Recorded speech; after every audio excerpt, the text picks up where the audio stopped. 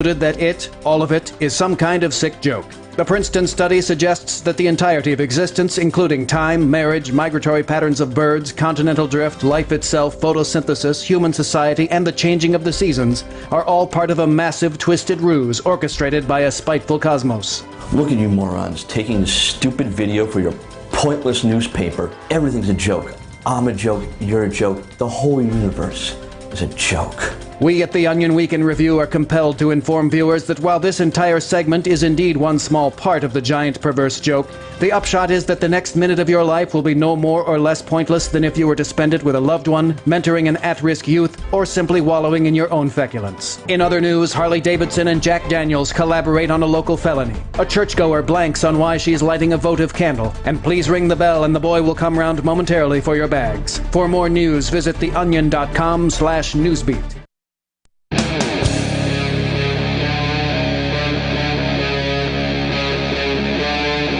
Free Talk Live.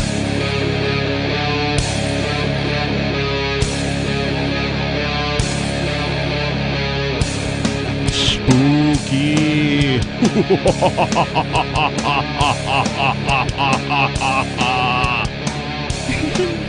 That's my demonic Halloween laugh.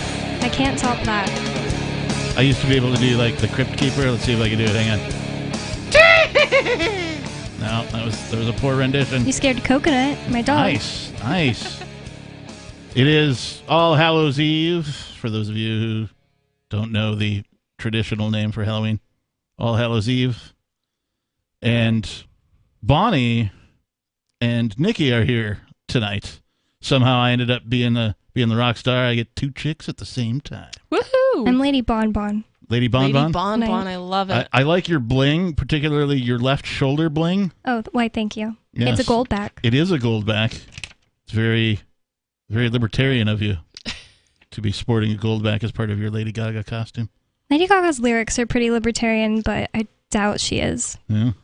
I've spilled the beans for all of our listeners. I've told them what you are instead of letting them guess, apparently. Well, you guessed in one guess last night, so. That's true, I did. And Nikki, are you dressed up? I am dressed up. What is your costume?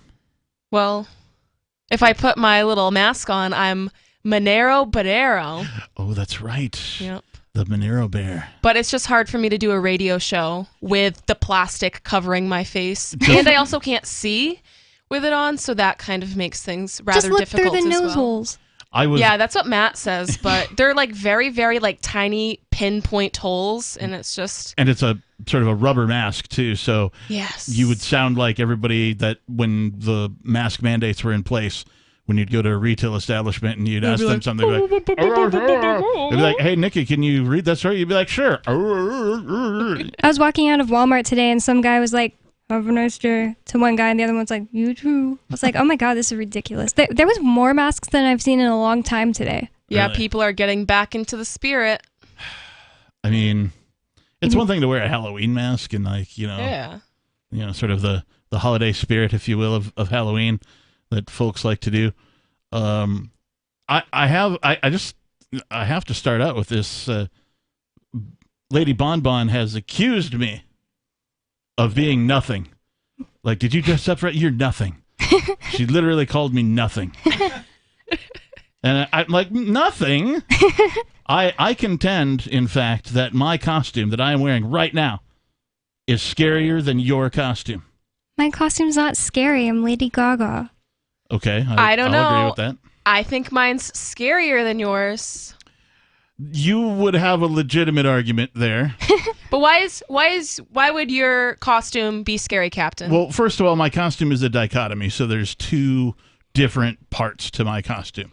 The first thing that I thought of was, okay, what is the scariest thing that I could be to the general public, right? The first thing that I am is a man who is trusting his immune system. Oh my gosh, that's terrifying. To most people, apparently it is. Apparently, folks who trust their immune system are blamed for all sorts of things, including vaccinated people coming down with COVID-19. Because, the vaccine works. Even though they can spread it just as easily as people who didn't get vaccinated, according to studies. Yes. And indeed, I am also unmasked, which is terrifying to those who still mask. Ooh. So The mask is only protecting you, and you're not wearing a mask, so you're not protecting them. It's because I want Grandma dead. That must be it. So they say. But, yeah, no, it's because I think that breathing is important. And also, the masks didn't do anything. Like, even the most strict lockdowns, the coronavirus still spread. Yep. The masks didn't help. It didn't matter at all. So... Well, because the COVID particles can literally go through the masks. You would need an N95 mask to block the particles from coming out of your mask. And actually, a lot of people don't know this, but to wear an N95 mask safely, you're supposed to be cleared by a doctor. So if you have asthma, allergies, COPD, emphysema, any respiratory illness, you should not be wearing an N95 mask. It is not safe. You could die. Yeah. And for those types of masks, too, they recommend that you be, clean shaven. So anybody who just wore the little, cloth mask or whatever, the little paper disposable bastards, and they had any kind of facial hair, well, it doesn't work. Not going to work. So that's part number one, is that I'm unmasked and I'm trusting my own immune system, which is scary, apparently, to the majority of people on planet Earth, at least according to governments. Now, the other part is, I wanted to be not scary particularly to, you, for example, Bonnie, or you, Nikki, or anybody that I've seen around today. I wanted to be scary to banks and governments. Ooh. And how could I do that? Well, I don't know if you notice this large symbol on my chest. It's a Bitcoin symbol. Not a Bitcoin. Oh, my goodness. Dun, dun. Spooky. Yes. A Bitcoin enthusiast is the largest threat, is the scariest thing to governments and banks that exists on the planet currently, that I'm aware of. Why is that, Captain? Well, you see, Nikki, it's the internet of money. It's not money from the internet or for the internet, even though that's where its origins are. But it's the internet of money. And that means that it hasn't even really begun doing what its potential is. It hasn't started really doing the things that I think it's going to do. So, for example, traditional banking provides you a set of services, let's say, wire transfers, account transfers, maybe they give you a savings account with some interest, they let you buy bonds, all that kind of stuff. Well, what if all of that was just now an app on your phone? An entirely new system. That's what's scary to them. Yeah, you could have not just a bank account on your phone, but you could have an entire bank on your phone. All of the same services and products that banks provide you could now be provided as an app because of cryptocurrency. With no permission needed. No permission needed, because cryptocurrency solves the problem of trust. Third-party trust. So now when, if Bonnie and I want to do a transaction, if I want to buy her glorious wig that she's wearing tonight, and she agrees to sell it to me for $500, in cryptocurrency, we can make that transaction via cryptocurrency. No bank needs to be involved, and we don't even have to really know each other for us to both be confident that the transaction is going to go through and go through at the price that we have agreed upon. So it solves the problem of trust that banks traditionally provided, but without a bank. And to this, banks are scared. Banks are about to go the way of the classified ads in newspapers because of cryptocurrency. You guys remember Craigslist? Yeah. Still a popular site to this day. Very simple, very text-based, some pictures, some text, classified ads. That's all it is. It single-handedly brought down the newspaper industry. Right? Cryptocurrency has the ability to do that to banks. It also has the ability to do that to governments.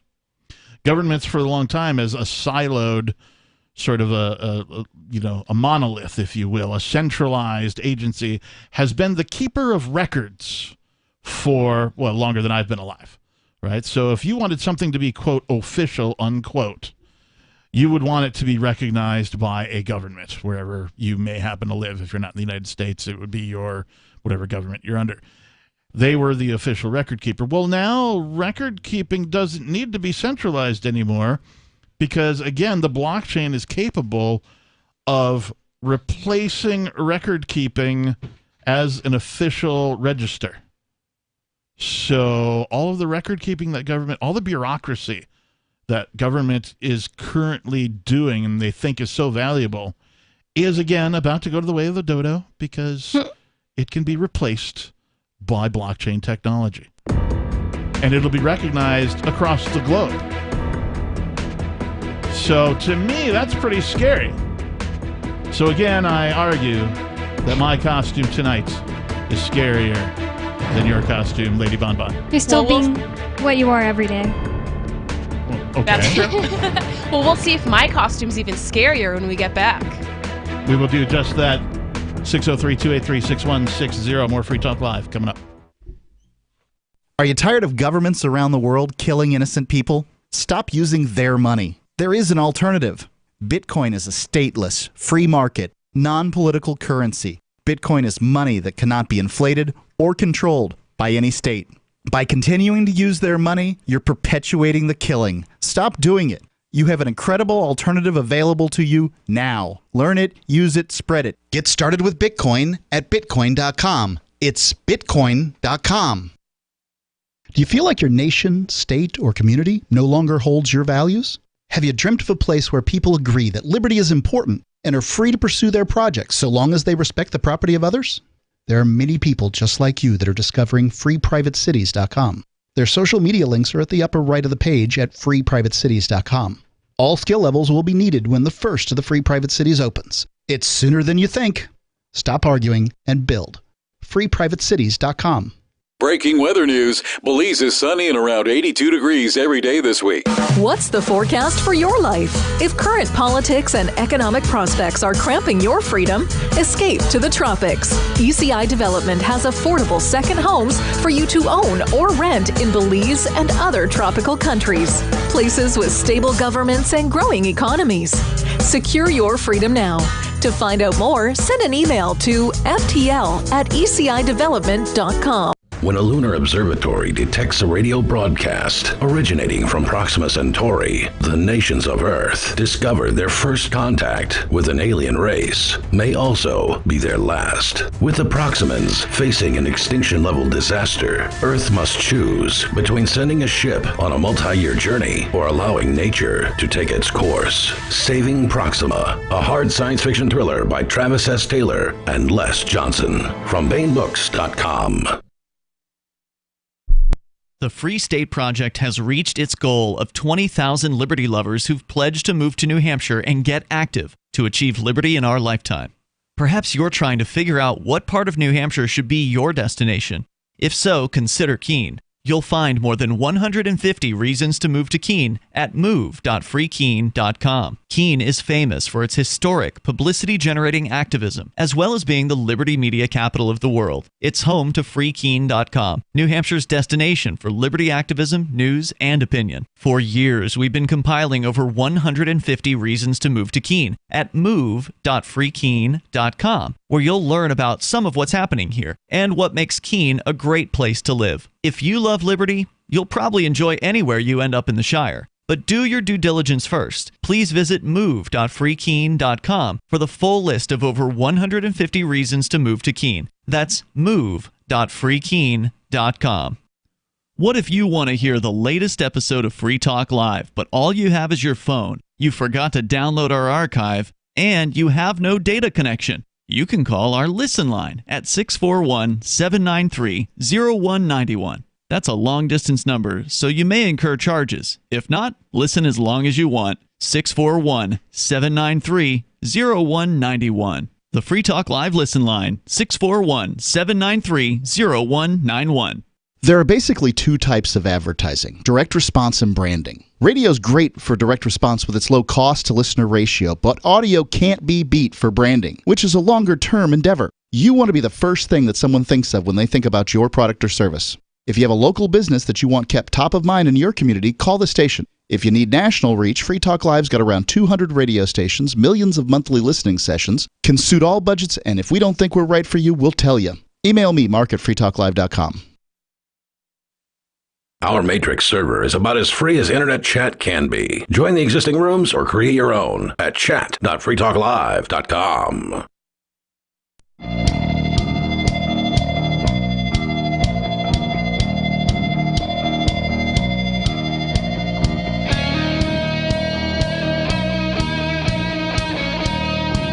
Yes, it is Free Talk Live. It's the spooky Sunday night Halloween edition. Do you guys have evil laughs? That's admirable. Hey, we tried. The telephone number, if you'd like to join us, is 603-283-6160. We are a live call-in talk radio program where you can take control of the airwaves and talk about whatever is on your mind. In the studio tonight, it is myself, the Lord Reverend Dr. Captain Kickass, joining me. It's Bonnie. And Nikki. I thought you were Lady Bonbon tonight. Okay, and it's Lady Bonbon. And Monero Badero. Is that the official name of the mascot? I think so. Nice. That's the name from the video. Okay. Which it's a pretty cool. It's a rap song, so but it's a pretty interesting video. All right. It's pretty fun. We have been arguing about whose costumes are scarier, and by arguing I mean like me basically telling you guys that my costume is scariest. My costume is not scary. I'm never scary for Halloween. I'm only pretty. You're always pretty, Bonnie. Thank you. What were you last year? An alien.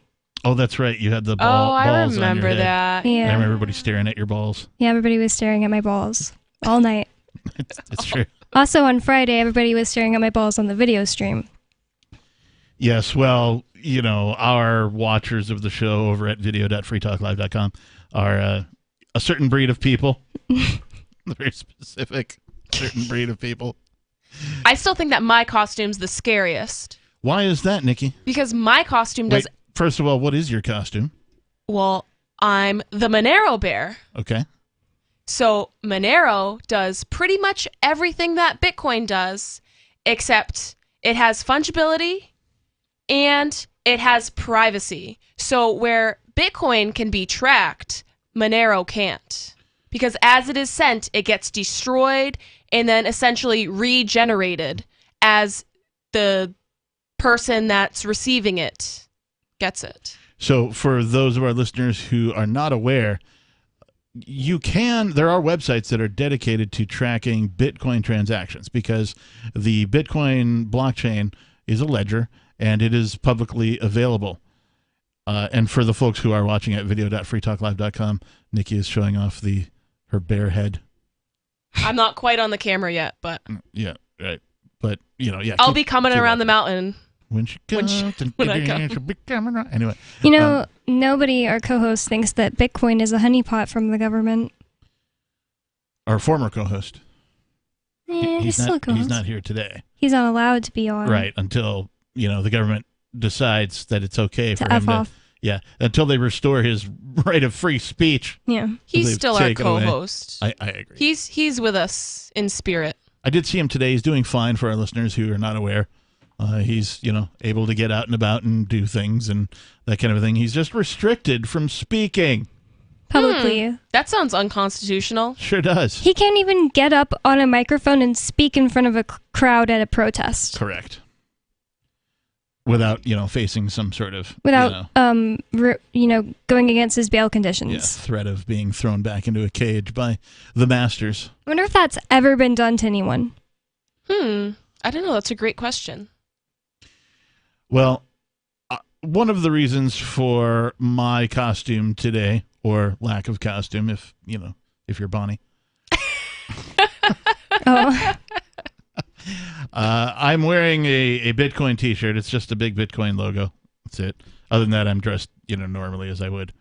But there's a reason outside of the costume effect as well, right? A Bitcoin enthusiast is scary to banks and governments, right? Because they're seeking to, eliminate war, for example, right? If you transact in cryptocurrency, governments, cannot use that to promote war.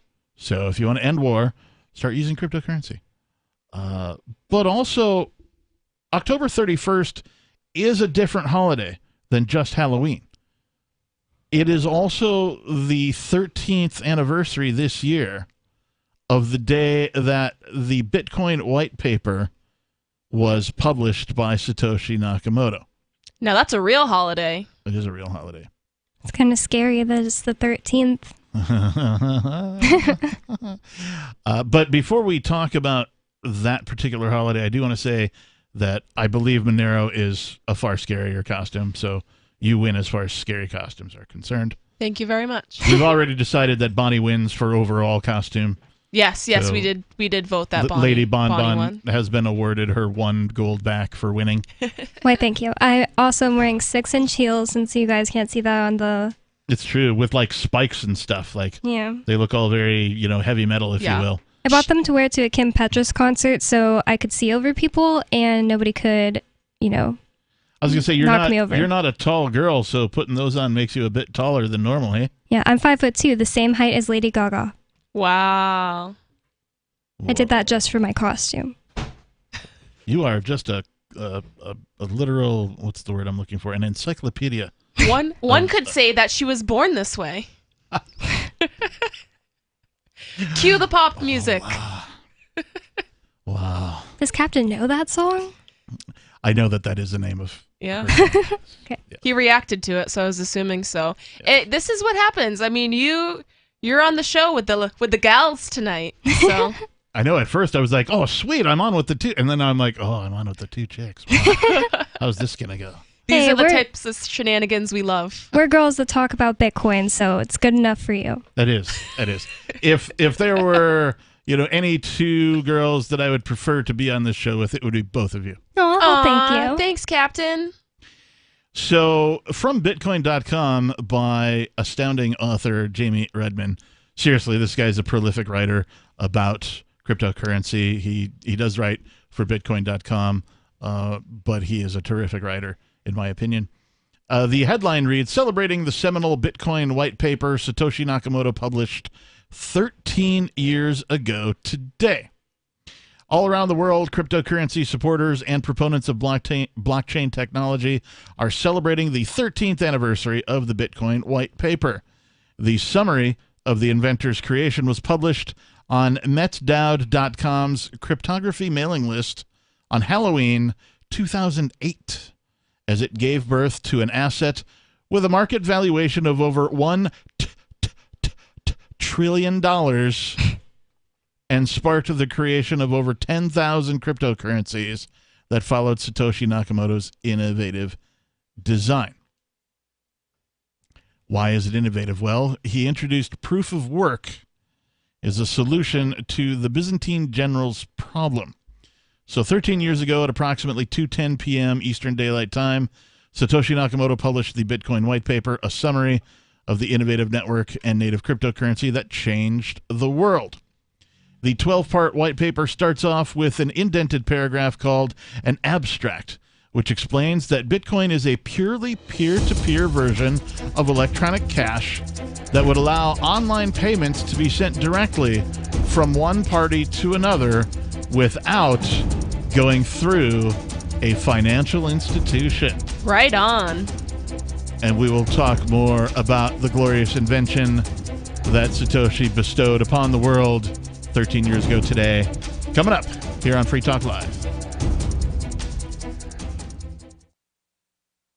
Free Talk Live's video archives have been on Library for years. Library is an uncensorable, decentralized, blockchain-based media sharing protocol, and we're big fans of it here on Free Talk Live. In 2020, Library launched Odyssey, a video sharing website to compete with YouTube, and it's really taking off, now with over 1 million channels, many of whom are disaffected YouTube creators. During YouTube's crackdown for not towing the government line on COVID, the Free Talk Live YouTube channel started receiving strikes and could be completely taken down at any moment. Thankfully, Odyssey started offering live streaming, so we're now streaming live every night and posting our video archives permanently to Odyssey. You can watch live or anytime on our Odyssey channel by visiting video.freetalklive.com. If you want to go all in, download the desktop app at lbry.com, and then every video archive you watch, you'll help seed and keep it online forever. At minimum, we ask you visit video.freetalklive.com and follow us on Odyssey today. video.freetalklive.com. From Feature Story News in Washington, I'm Jagruti Dave. Ahead of the COP26 summit in Glasgow, leaders of the world's richest countries agreed on the need for meaningful and effective action on the 1.5 degrees climate goal, but they did not put forward clear actions. In a joint statement after their meeting in Rome, G20 leaders also said they would end public funding for coal-fired power plants abroad without setting similar domestic targets, echoing a move announced by China last month. Activists have criticised the statement in Rome for not going far enough. Greenpeace said it lacked ambition and vision, but others argue the G20 has made progress by recognising the severity of the climate crisis, a point also made by Italian Prime Minister and G20 President Mario Draghi. UN Secretary-General Antonio Guterres tweeted he was leaving Rome with his hopes unfulfilled, but at least they are not buried as he looks ahead to COP26. As the two-day summit wrapped up in Italy, US President Joe Biden described the first in-person meeting since the onset of the pandemic as fruitful. Our correspondent Julia Sun watched the president's speech from New York. Climate change, global vaccine distribution, economic recovery, and supply chain hiccups. These are the issues President Biden focused on in Rome. His core message, America wants to solve problems with everybody. Biden opened the press conference on Sunday by talking about, quote, the power of America showing up and working with our allies and partners to make progress on issues that matter to all of us. Biden announced that the world's first trade agreement based on how much carbon the countries emit is in the work with the EU. This comes as world leaders are on their way to Scotland for the climate summit. White House Press Secretary Jen Psaki has tested positive for COVID-19. She was due to travel to Europe with US President Joe Biden, but before his departure, she cancelled her plans, citing a family emergency. In a statement on Sunday, she explained that emergency was members of her household testing positive for the coronavirus. She says she's been in quarantine since this discovery, adding she last had contact with the president on Tuesday, and they were both outside, sat more than 6 feet apart, wearing masks. She says she hasn't had close contact in person with the president or senior White House staff members since Wednesday. Psaki credits the vaccine as the reason why she's experiencing mild symptoms. The 42-year-old aide plans to return to work in person after quarantining for 10 days and after getting a negative rapid test result, which is not CDC guidance but required by the White House. President Biden received his Pfizer booster jab at the end of September after it was approved by the FDA for some Americans. From bureaus worldwide, this is FSN. You can stick it to the man and big tech. Join our FTL social mastodon at social.freetalklive.com.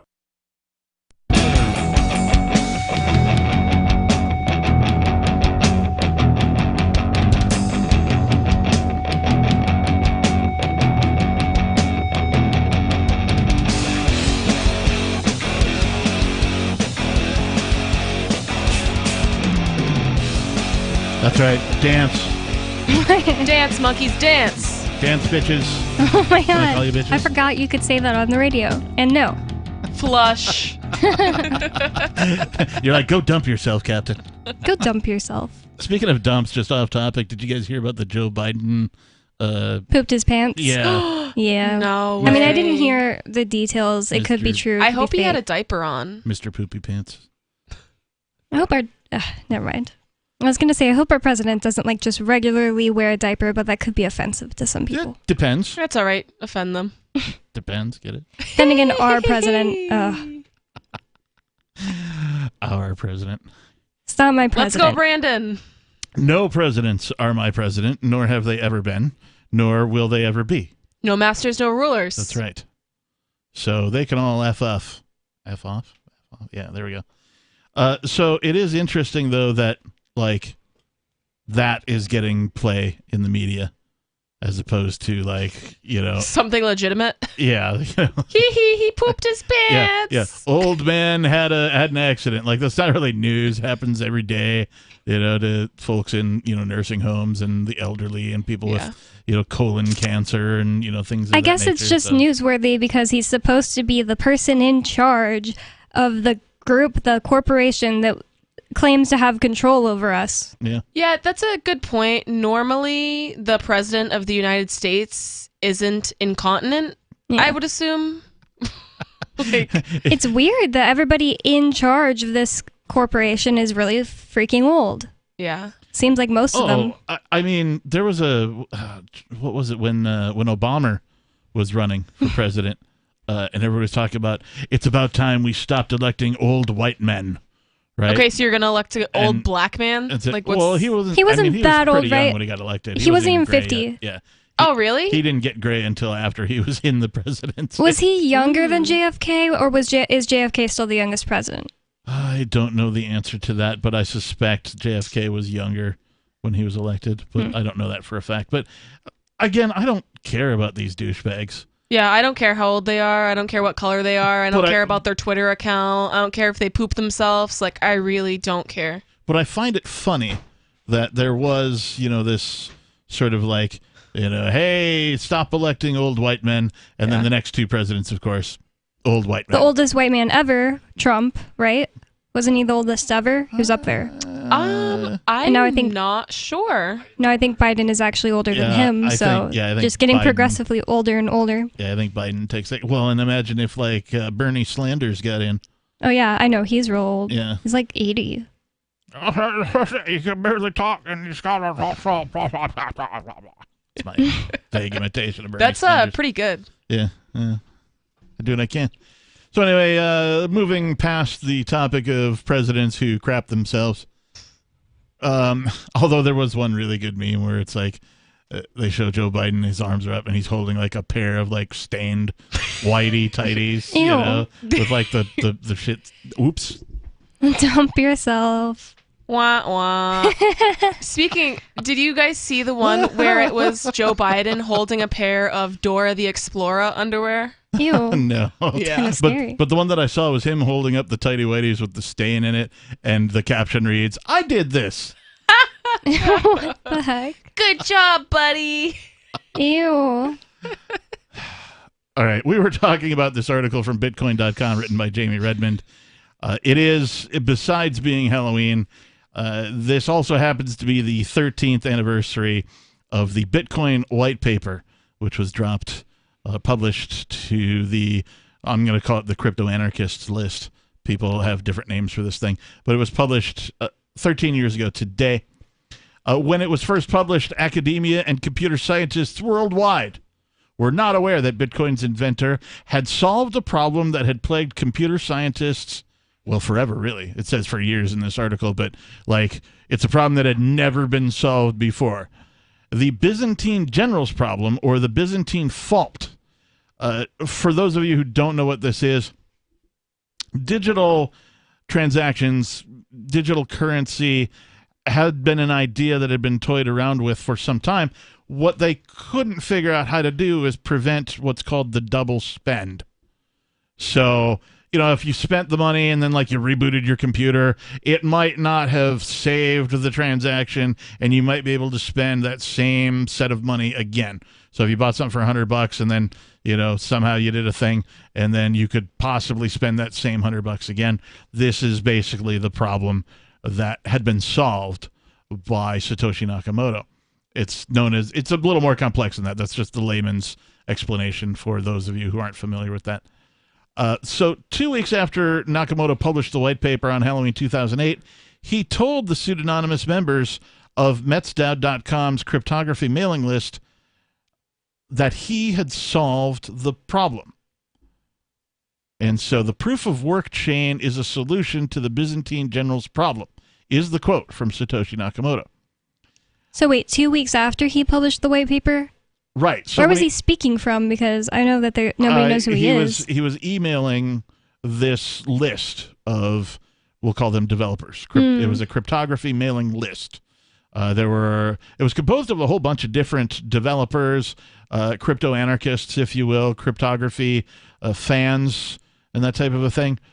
And so he published this white paper, and, some time went by, and he finally said the proof of work chain is a solution to the Byzantine generals' problem. So all of these super, intelligent people into cryptography and stuff hadn't put it together. They read the white paper, but they hadn't quite put it together. that this was a solution to the Byzantine general's problem. So he pointed it out to them, and, the rest is history, of course. The benefits of Nakamoto's paper were clear, and the advantages of a triple-entry bookkeeping became apparent to people who studied the inventor's paper and witnessed the launch of the network on January 3rd, 2009. Satoshi also told Donald a few days earlier that the proof-of-work chain is the solution to synchronization problems and to knowing what the globally shared view is without having to trust anyone. Again, taking the trust away from what had only been able to be provided by centralized agencies, aka government. Banks. Right? Centralized, monolithic bureaucracies, if you will, has now been distributed and was no longer required for people to have transactions. So since then, Nakamoto's paper gave birth to the Bitcoin network and the myriad of blockchains that followed. Moreover, the white paper is leveraged in academia quite a bit these days. It is referenced in many crypto network white papers and cited 17,201 times on Google Scholar. Wow. It is safe to say there hasn't been another white paper as prolific and innovative as Nakamoto's since its release on October 31st, 2008. It quite literally invoked the next level of ledger accounting systems as triple-entry bookkeeping, in contrast to single and double ledger systems. It offers a concept that is nearly trustless if we remove trusting the autonomous system. So, just a note on single and double entry bookkeeping. Everybody has seen the green and white accountant's paper, right? Yeah. It used to be debit, credit. Yeah, debit, credit, right?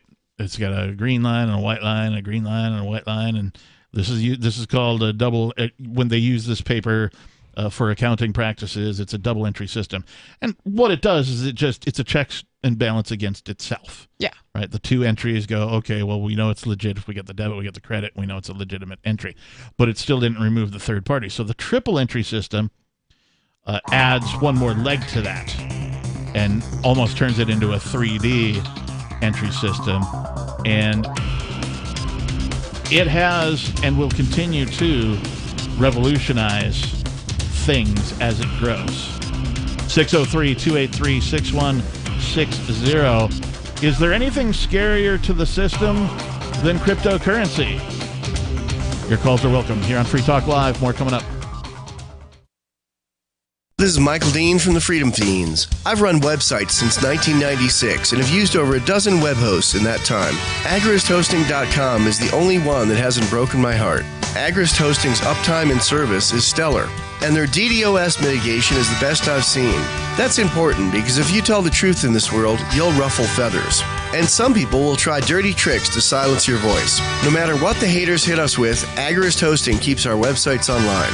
If you have a mission-critical commercial presence or a world-changing activism site, you cannot tolerate any skullduggery. So go with AgristHosting.com. Have a WordPress or blog site, but you're not satisfied with performance or uptime? Or just want raw hosting? Want to pay with Bitcoin? Agrist Hosting specializes in high-performance hosting with personalized service. Go to AgristHosting.com and click on the button that says Get Hosted. That's AgristHosting.com. Looking for a great real estate investment? Consider New Hampshire, which is ground zero for the Liberty Movement. Your first call should be to Mark Worden from Porcupine Real Estate. He's more than just a real estate agent. He's your New Hampshire concierge. Where are the best places to live? Do you want farm, city, the burbs, or forest? Do you want a duplex or multifamily building so that renters pay your mortgage? There are homes in all price ranges in New Hampshire, and Mark can help with financing too. Invest in liberty and property. Mark Worden can help. PorcupineRealEstate.com. Tired of cancel culture? Sick of mega tech corporations holding an axe over your head? Join the LRN.FM Matrix chat server. It's self-hosted, so no one else can tell us what to do or say. Don't like the existing channels? You can make your own. You can even connect into some of our channels from other Matrix servers. It's federated. For the full LRN.FM Matrix experience, though, you should join our server via the step-by-step instructions at chat.lrn.fm. chat.lrn.fm. We have some good news. The indictments against Ross Ulbricht in the District of Maryland were dismissed with prejudice, meaning they can never be refiled. This is especially good because those indictments contain the only charge ever made that Ross engaged in murder for hire. This was a serious allegation that Ross Ulbricht denies. It was never prosecuted or ruled on by a jury, but was trumpeted by the federal government and the media as if it were proven fact. The Maryland court held these indictments for almost 5 years, poisoning Ross's case and leaving him under a cloud of unproven allegations. As explained in Ross's appeal to the Supreme Court, the fact that the judge used these allegations to give Ross a draconian sentence of double life without parole violated his Sixth Amendment right to a jury trial. Judges are required to issue sentences based on convictions decided by a jury, not unproven allegations never even charged at trial. Although this is a positive development, the dropped indictment will not set Ross free. Now, a presidential pardon is Ross's only hope of freedom. Sign the petition at freeross.org. freeross.org. Some of you asked, and now we've delivered. LRN.FM's live Keene, New Hampshire studio shows are now streamed in HD on Twitch. Visit our channel at twitch.lrn.fm and give it a follow. If you have Amazon Prime, you get one free subscription on Twitch. If you use it on our channel, Twitch will give LRN.FM a monthly piece of your Prime subscription cost. So please watch, follow, share, and subscribe to twitch.lrn.fm. That's twitch.lrn.fm. So you've signed the Shire Society Declaration and are planning your move to New Hampshire to be around more liberty-oriented people. Next, sign up for the Shire Society Forum at forum.shiresociety.com. There are a bunch of people there who are already in the Shire, and they want to meet you. If you're already in the Shire physically, you should also come by the forums. Remember, not everyone uses Facebook. New people are signing up for the Shire Society Forum every month, so drop in and say hello at forum.shiresociety.com. Don't miss a moment of Free Talk Live. Get our archives daily via our podcast at feeds.freetalklive.com.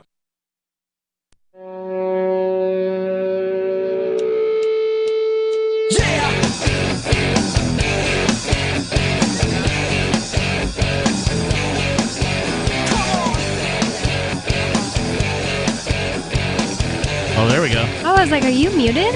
I was. I thought my wig was in the way of my headphones. No, it's my way of punishing myself for having to dump myself. For getting dumped. Naughty, naughty. I dump myself. Wait, isn't that that's a song? It's I don't know anybody else. When I swear on air, I have to dump myself. Whoa. Yeah. There you go. I don't know that song. I'm trying to remember who it is. He switched-a-rooed some lyrics. I did a parody is what I did. Three non-blondes or something? No, it's older than that. It's Is it a girl or boy? It's a girl. The name of the song is I Touch Myself. Oh. Yes. But I don't remember who the artist was. Do you have Divinities? Or? The Divinals? Divinals, yes. Well, I'm old. In case you didn't know that, this is Free Talk Live. The telephone number is 603-283-6160. In the studio tonight, it is the spooky version of the Reverend Captain Kickass and Lady Bonbon and Nikki, a.k.a. Monero Badero.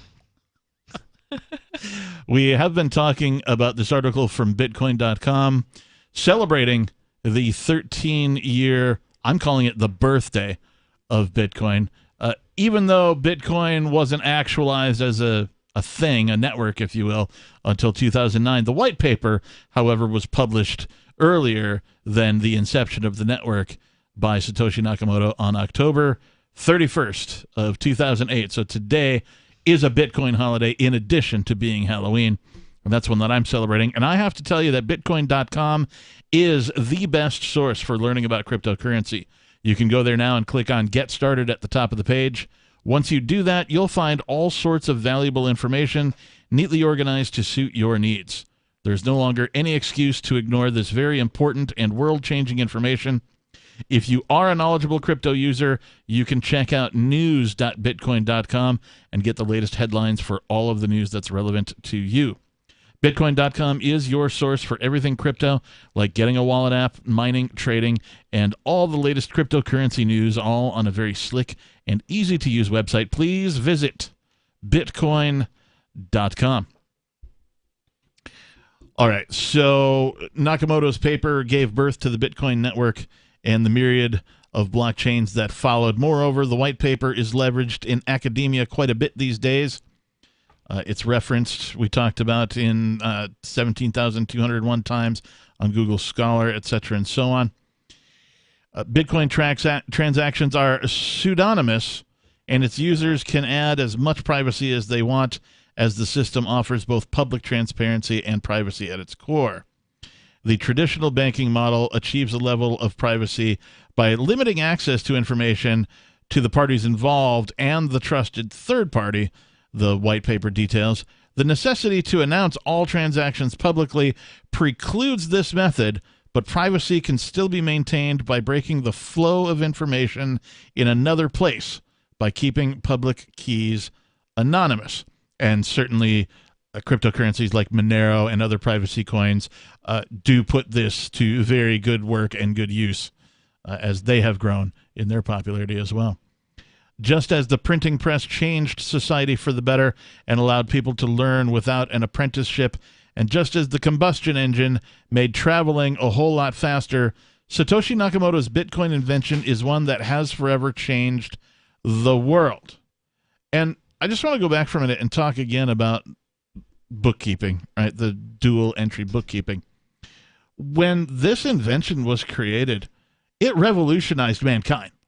Right? All of a sudden, it was the dawn of the industrial era, right? All of a sudden, things were being done more efficiently because now people could project things like inventory that they would need over a period of time and like order things in advance. And it affected finance in such a profound way that it literally revolutionized all of humankind.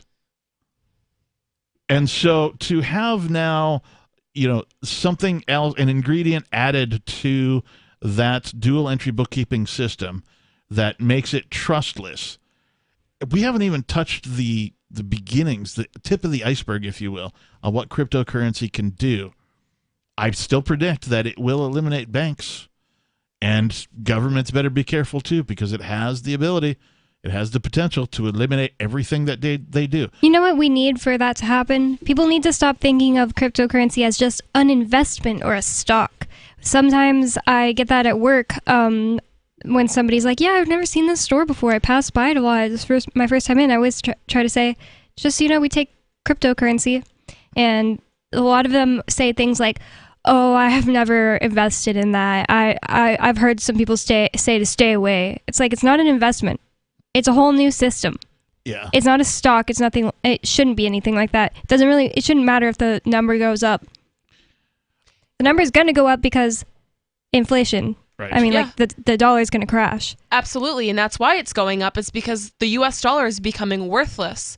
And people say a lot, oh, I wish I invested in Bitcoin or cryptocurrency sooner. Right. This is still the very beginning. It is not too late to, and I just use the language as well, invest, but it is not too late to get your hands on some cryptocurrency. This is the very beginning. Yeah, even Monero right now, I think it's only in the 200s. Yep. And I think as the US dollar plummets, it is going to skyrocket. So now is the time. It is not too late. Get your hands on some cryptocurrency. I agree. People are like, well, what do you think the next Bitcoin is going to be? Cryptocurrency. Shiba Inu. Yeah. Like we're all, I mean, Bitcoin is still, or, cryptocurrency in general is still the next Bitcoin. Yeah. Shiba Inu is. I do have some Shiba. Me too. I was joking though. I don't really think it is. I don't. I don't think so I either. have some though. But meme coins are going to have a place. Yeah. Right? It's interesting because now something like a Shiba Inu or even a Dogecoin or any of the other meme coins can exist. Yeah. Yeah. And free can market. Find use. Yeah, it's free market. And that's the thing too. It's because people always say, oh, well, I only use Monero or I only use Bitcoin Cash, but there is value in decentralizing and there is value in not putting all your eggs in one basket. Each coin and each different type of cryptocurrency and even gold backs and, silver, they all have their place. They are all valuable. You don't just have to pick one. And especially when it comes to things like the meme coins, you have Shiba Inu and Dogecoin, you're kind of taking a little bit of a gamble there. But if you, invest or if you put your money into a little bit of each of them, you'll be surprised what happens. I mean, a lot of people put their money into Dogecoin, and next thing they knew, I mean, it skyrocketed. Yep. And you can hang on to it, or you can swap it out for something different. So there's just, I mean, it's limitless. Truly, it's limitless. I just think that if something is popular right now and under $1 and you get it right now, the dollar is just going to crash more and more. One day, Shiba Inu and Dogecoin is going to be worth more than $1, and that's all it really needs. If it's worth the price of $1, you know what I'm saying. And it'll be worth more than your government issued. Yeah, it'll be worth more than your government issued dollar. Yeah. And that'll be a glorious day when that happens. And to me, what I find fascinating about cryptocurrency is the, I think, over 10,000 different cryptocurrencies, not including all the tokens and Ethereum, that kind of a thing, that exist, is representative of what a currency market would look like in a free market. Yeah. Instead of what it looks like in a not free market where only governments issue currency, right? They only need to compete with themselves. And so that means that globally, the currency market is limited to 200, I'm rounding up, 200, there's about 200 countries on planet Earth. And so the market for currency prior to cryptocurrency was 200 governments, right? 200 governments could issue a currency and force people to use their currency on a national level or trade between different countries' currencies. You'd hear about this. People would, coin enthusiasts would trade, this coin for that coin from another country. Yeah. People like people who played the stock market and things like that. Forex. Well, even before Forex. Would trade currencies, arbitrage between state-based currencies, right? Cryptocurrency comes along, and all of a sudden, an explosion, 10,000 cryptocurrencies, right? Instead of 200, right? That's what a free market looks like, is when anybody is able and free to create a cryptocurrency. It's giving it use, right? A practical application, or giving it popularity is what fuels it now, instead of violence, the use of force, which is all governments. It's the only tool they have in their belt. They claim a monopoly on it, so it's the only way that they know how to operate. So, if you want coin that is more free, if you want coin that is principled, if you want currency that solves problems and continues to do so, well, cryptocurrency is the way to go, in my opinion. 603-283-6160. Hour number 2 of Free Talk Live is coming up.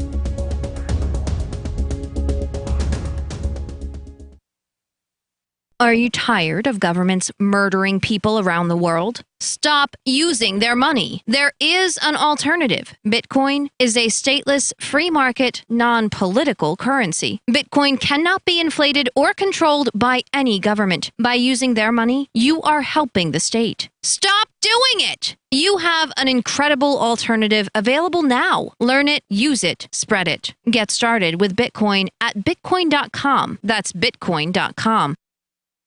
Do you feel like your nation, state, or community no longer holds your values?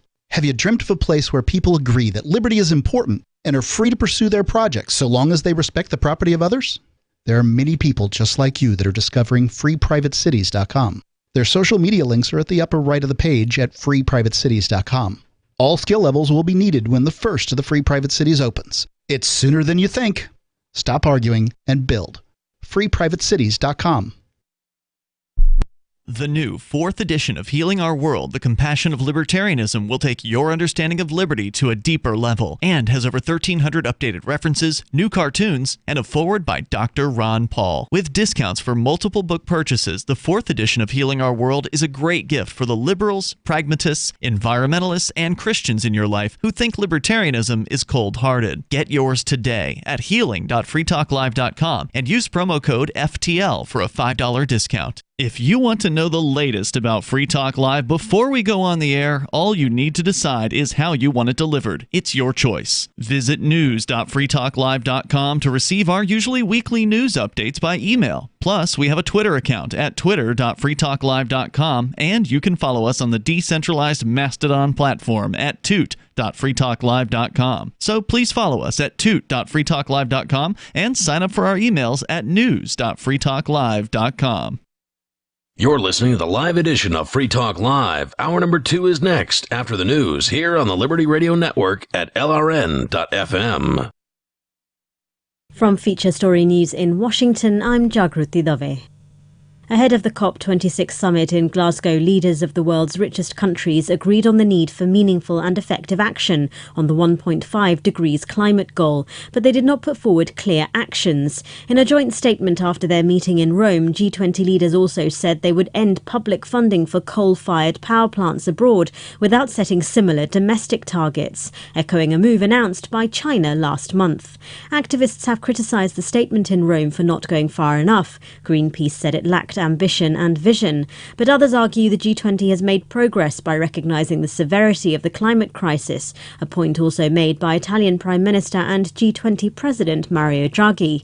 UN Secretary-General Antonio Guterres tweeted he was leaving Rome with his hopes unfulfilled, but at least they are not buried as he looks ahead to COP26. As the two-day summit wrapped up in Italy, US President Joe Biden described the first in-person meeting since the onset of the pandemic as fruitful. Our correspondent Julia Sun watched the president's speech from New York. Climate change, global vaccine distribution, economic recovery, and supply chain hiccups. These are the issues President Biden focused on in Rome. His core message, America wants to solve problems with everybody. Biden opened the press conference on Sunday by talking about, quote, the power of America showing up and working with our allies and partners to make progress on issues that matter to all of us. Biden announced that the world's first trade agreement, based on how much carbon the countries emit, is in the work with the EU. This comes as world leaders are on their way to Scotland for the climate summit. White House Press Secretary Jen Psaki has tested positive for COVID-19. She was due to travel to Europe with US President Joe Biden, but before his departure, she cancelled her plans, citing a family emergency. In a statement on Sunday, she explained that emergency was members of her household testing positive for the coronavirus. She says she's been in quarantine since this discovery, adding she last had contact with the president on Tuesday, and they were both outside, sat more than 6 feet apart, wearing masks. She says she hasn't had close contact in person with the president or senior White House staff members since Wednesday. Psaki credits the vaccine as the reason why she's experiencing mild symptoms. The 42-year-old aide plans to return to work in person after quarantining for 10 days and after getting a negative rapid test result, which is not CDC guidance but required by the White House. President Biden received his Pfizer booster jab at the end of September after it was approved by the FDA for some Americans. From bureaus worldwide, this is FSN. With FSN Spotlight, I'm Simon Marks, looking today, of course, at the COP26 Climate Summit in Glasgow. And one big question hanging over the event: can politicians deliver on society's demand for change in the face of a warming planet? President Biden raised eyebrows in Rome on Friday by travelling in an 85-car convoy to his meeting with Pope Francis, which the White House says was dominated by talk of climate change. Private planes have been ferrying global delegations to Scotland for the summit. Juliet Davenport is a climate scientist and environmental activist who now runs Atrato On-Site Energy, a renewable energy investment trust. I think our leaders do need to take a big step forward, and they do need to think much more carefully about the optics of what they do. Right. I think companies are making bigger steps in some senses than the politicians. We're seeing global corporations committing to 2050 targets by 2030. Yep. We've got lots of investment coming into the sector, lots of supermarkets looking at putting solar panels on the roof to reduce their cost and improve their carbon. So personally, I think business will make this happen, and we might leave the politicians in our wake. She says COP26 will show whether politicians are capable of catching up with the moves private business has already made to combat climate change. Activists, of course, argue both the public and private sectors need to be doing far more. With FSN Spotlight, I'm Simon Marks. The main headlines again. G20 leaders have agreed on the need for meaningful and effective action on climate change, but did not put forward clear actions. As the two-day G20 summit wrapped up in Italy, US President Joe Biden described the first in-person meeting since the onset of the pandemic as fruitful. And White House Press Secretary Jen Psaki has tested positive for COVID-19. And that is the latest from Feature Story News. I'm Jagruti Dave in Washington.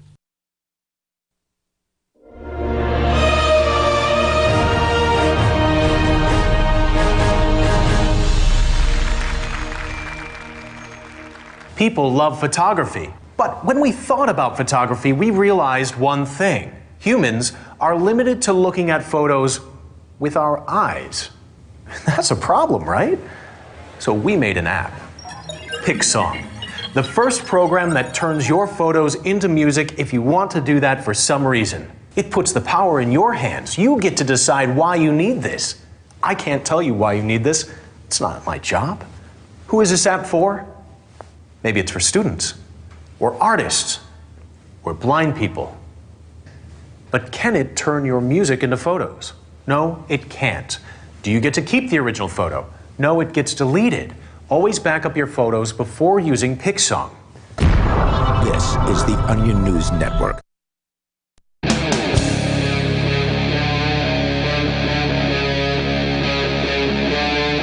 Free Talk Live.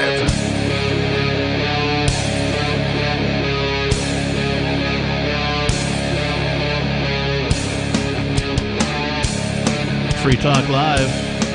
We are a live call-in radio talk program where you can take control of the airwaves and talk about whatever is on your mind. The telephone number in the studio is 603-283-6160. Again, 603-283-6160. In the studio tonight, it's myself, the captain. It's Lady Bonbon. And Nikki Sunshine, Monero enthusiast. Nice tagline. Very well. All right. Pretty soon you'll have as many titles as me. I know. It's not a competition. I like to switch mine up, though, you know? It's not a competition, Bonnie. I don't like titles. Me neither. That's why I have so many. Okay. I know. It's a interesting...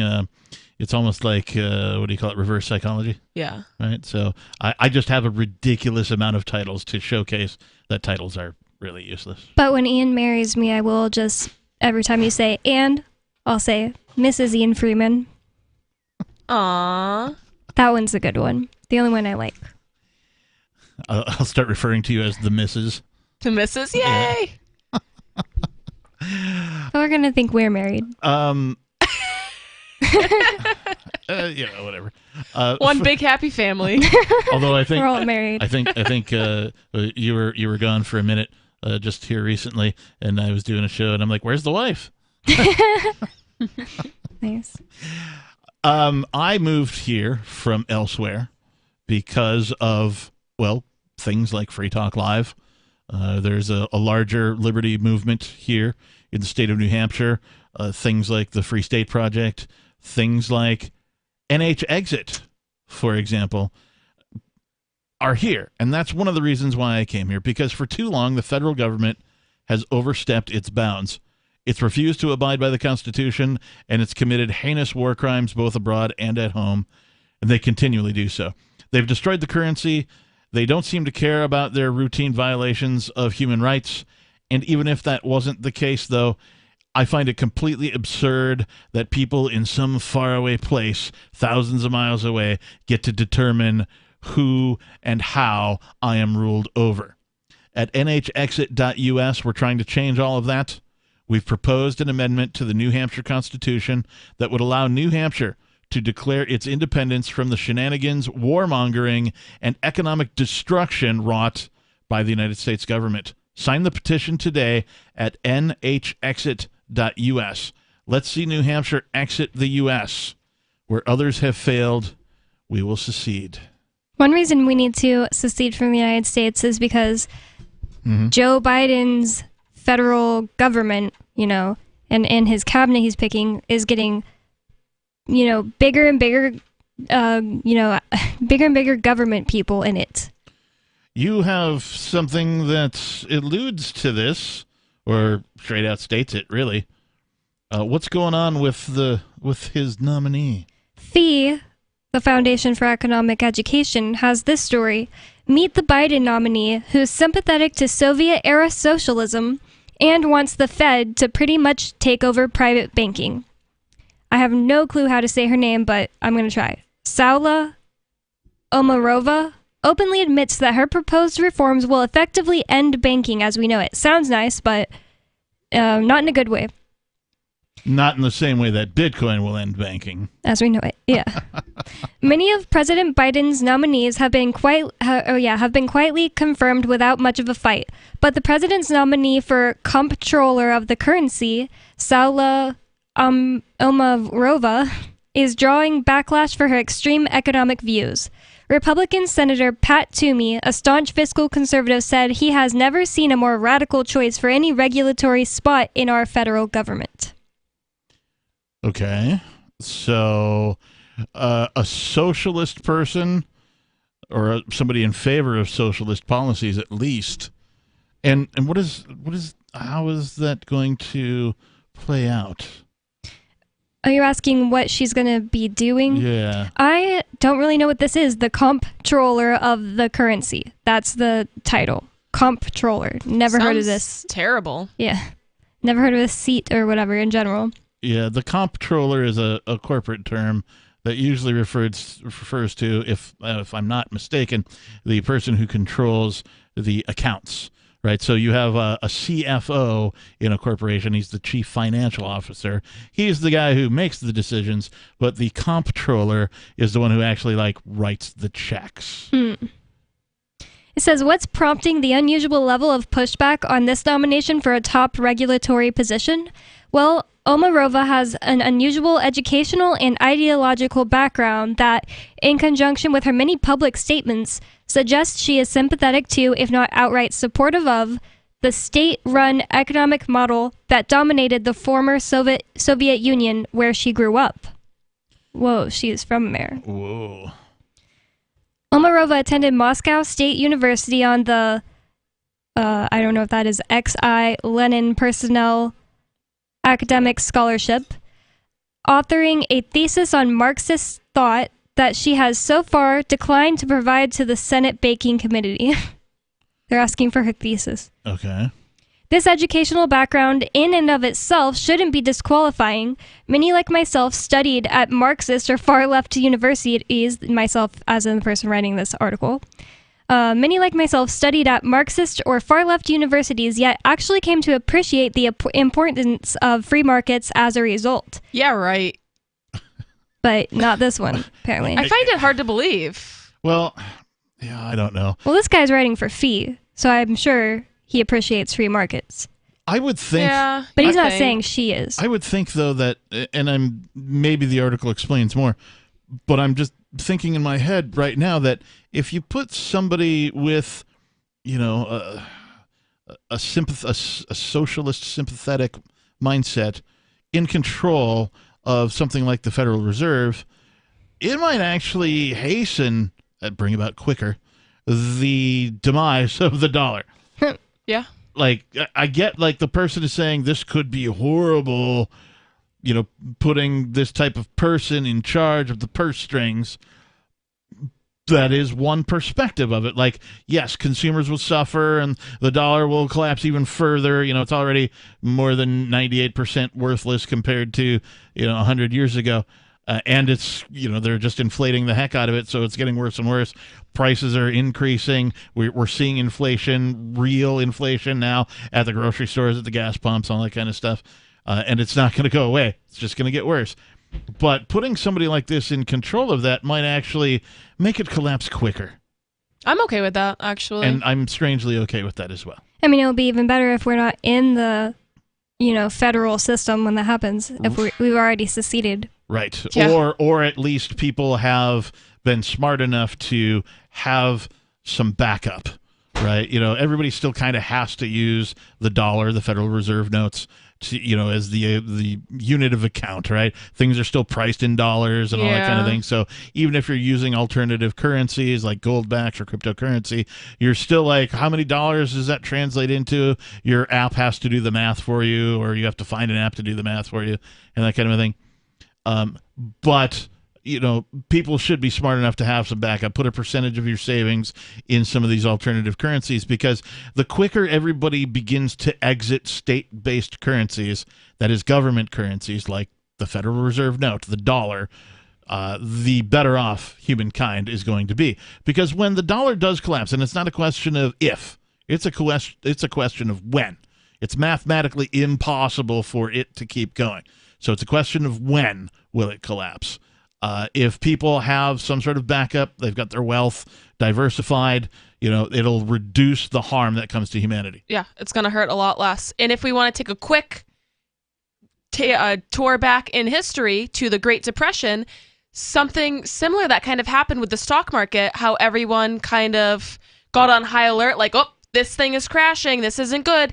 Everybody pulled out all at once. That's kind of what's going to happen with the US dollar, I'm predicting, relatively soon. Once people wake up and smell the roses, so to speak. Yeah, the bank run will be on, and there's not enough physical dollars in existence for everybody to pull their money out of the banking system. Yeah, you'll be trying to. Your bank will be like, sorry, we don't have it. Yep, and you'll be SOL, as they say.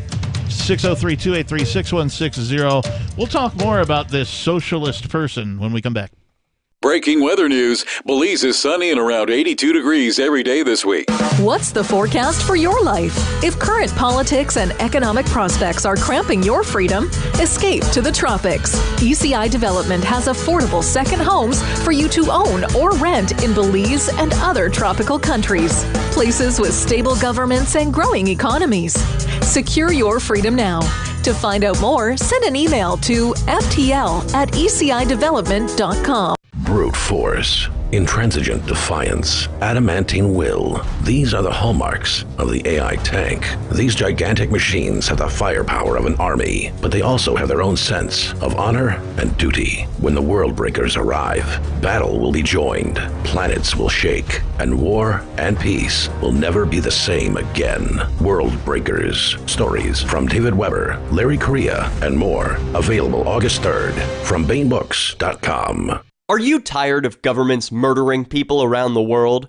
Stop using their money. There is an alternative. Bitcoin is a stateless, free market, non-political currency. Bitcoin cannot be inflated or controlled by any government. By using their money, you are helping the state. You have an incredible alternative available now. Learn it, use it, spread it. Get started with Bitcoin at Bitcoin.com. That's Bitcoin.com. Do you feel like your nation, state, or community no longer holds your values? Have you dreamt of a place where people agree that liberty is important and are free to pursue their projects so long as they respect the property of others? There are many people just like you that are discovering freeprivatecities.com.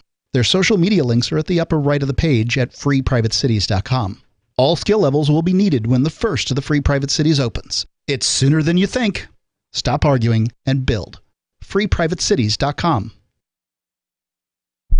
Join liberty-minded voluntarists, anarchists, and libertarians from June 27th through July 3rd for the 6th annual Fork Fest at Rogers Campground in the beautiful White Mountains of New Hampshire. Fork Fest is a fork of the Porcupine Freedom Festival, which sold out for the first time in 2021. Fork Fest takes place the week after Pork Fest, but Fork Fest is decentralized, which means that there's no ticket cost and no one is in charge. All you have to do to join the fun is reserve your camping site, RV site, or motel room with Rogers Campground for June 27th through July 3rd. There's no better place to celebrate Independence Day than around other freedom-loving activists in the Shire. You can find out more at the unofficial website, forkfest.party. You can also connect with other attendees on the Forkfest Telegram and Matrix chat rooms, as well as the Forkfest forum. You can find links to those at forkfest.party. We hope to see you there. Forkfest.party. The LRN.FM's social media channels have been revamped. We've eliminated Facebook and focused on other platforms like Twitter and Mastodon, the decentralized alternative to Twitter. On our accounts, you'll find posts from multiple LRN.FM show hosts together in one place. Follow us on Twitter at twitter.lrn.fm, or better yet, move to the decentralized Mastodon social media platform at toot.lrn.fm, toot.lrn.fm. I think you'll like it. My name is Jacob Hornberger. I'm president of the Future of Freedom Foundation, which Congressman Ron Paul awarded for having an outstanding freedom website. Write us at fff@fff.org, and we'll send you a free 3-month subscription to our monthly journal of libertarian essays and our booklet, Economic Liberty in the Constitution, which George Mason University economics professor Walter Williams praised in a recent column. That's fff@fff.org. We're still not sure why you'd want to watch, but our video feed is streaming nightly for free at cam.freetalklive.com.